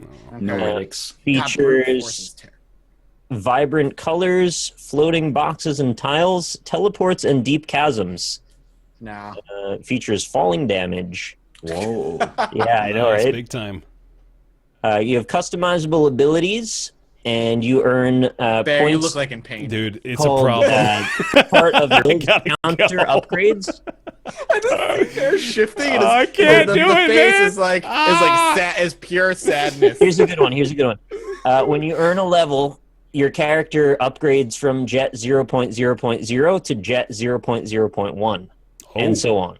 I don't know what the hell this game When you is. acquire new abilities and aforementioned weapons in the form of subroutines held in archive bins scattered Yeah. around. Okay. Oh, wait a minute. Oh, fuck. Who I know made this this video game? Oh yeah, why didn't I say Yeah, that? that's a good question. Sorry, Monolith Productions was the developer on the console. No, actually, Windows. Sorry, console was Climax Group. That's a great name. Publisher was Buena Vista Interactive. Is it And X Walt. versus Sever? No, but that's really obscure. That's a good guess. Props for knowing that one. Man. I'm like first-party game or first-person shooters that have a 3D and a 2D version, basically. Yeah. Buena Vista Not- Interactive and Walt Disney Internet Group. There's a throwback right there, man. Designed by good old Frank Rook. I'm looking it up. I don't think this is it, but for some Lilith reason, Tech Triton is the engine. Is it Pariah? Nope. You're reminding me of things that I forgot I knew, though. No, then I don't know it. Is it Painkiller? No. Okay, if it was Painkiller, I'd laugh. There's a lot of themes regarding digitizing humans. You're Is sent in. I feel like I've played it, but I can't think Is of it Black? Well, last Oh, one. God. No. Another game I forgot existed. You're sent into a corrupted server. .hack. It's a Tron. I got nothing. No. Man. I got nothing. Wait. Is it a Tron game? Oh, it's Tron. Tron Evolution. No, keep going. You're so close. Tron Yeah, it's a Revolution. Tron. Yeah, it's like Tron. Tron Tron 2.0. rebooted. Tron 2.0. One more word. Tron rebooted. 2.0. Restarted. Two Rebooted. more words actually. It's not Tron rebooted though, right? No, it's not. It's not Tron Reboot. 2.0. I don't know. And that. More Tron. I'll give it to you. Yeah. You got there eventually. Tron 2.0 killer app. Killer app. Wow. Look at that sucker. Yo. How close can we get to the Halo Man without being No. sued? No, that's a Halo Man, all right. Oh, that He's is got a cool Halo. neon on though. Yeah. Features music by the artist Breaking Benjamin. Did you know that? Oh, hell yeah. Remember when they were I should huge? stream this actually. This looks really bad. Good shit. Hey, Bear, how you holding up Oh, over there? so homework. bad. We gotta wrap the show up. Holy shit, I got a piece Oh, I of see Bear's that. Bear gonna just die. being like, he's doing the P dance. Oh Like, man, just it's got to can't hold happen it. now. Thank you all very much for watching this episode of Roundtable Live, our E3 recap for 2017. Really appreciate it. Again, if you enjoyed our E3 coverage this year, please consider going on over to patreon.com/roundtable, where you can support us from anywhere to $1 to $1 billion a month. Whatever you want to do, we really appreciate it. Try that one. We want to send a big shout out to, well, first of all, the subscribers over on Twitch today. We really appreciate y'all as well. Brizzle Brit, Perfect Hunter, and had one down there. That was Alex Timo as well. Thank you guys very much for the Twitch subscriptions. Also want to thank those of you pledging at $20 or above here on Patreon, which include Julian Appelsgard, Jonathan Graham, Scotty119, Ricky Greist, Ellis Spice, John Kalchik, O. Thomas Games BR, Jakar Sampson with a dance number, Kolnar, Sihoa, Jamie Tinsley, Joseph Boss, Penn Gillette, Michael Bush Larson, Talks to Wall, TJ Majesty, Chaos, I Just Want to Tell You How I'm Feeling Theorist, Colby Klein, Greenlight, Oren Saltzman, Christopher Flagg, Eric Schooley, Brizzle Brit, Positron, Mythscara, Mediocrities, Justin Sommerfed, and Logan Ray. Thank you all very much for continuing those pledges over on patreon.com/roundtable. Twitter, Reddit, YouTube, all the stuff. You can catch the VOD for free over on our YouTube channels, BaerTaffy, Mathis Games, and Rock Lee Smile. Thank you very much for watching this episode of Roundtable Live, and we will see you next week at 3 o'clock here on twitch.tv/Roundtable Podcast. Bye-bye. Hey, everybody.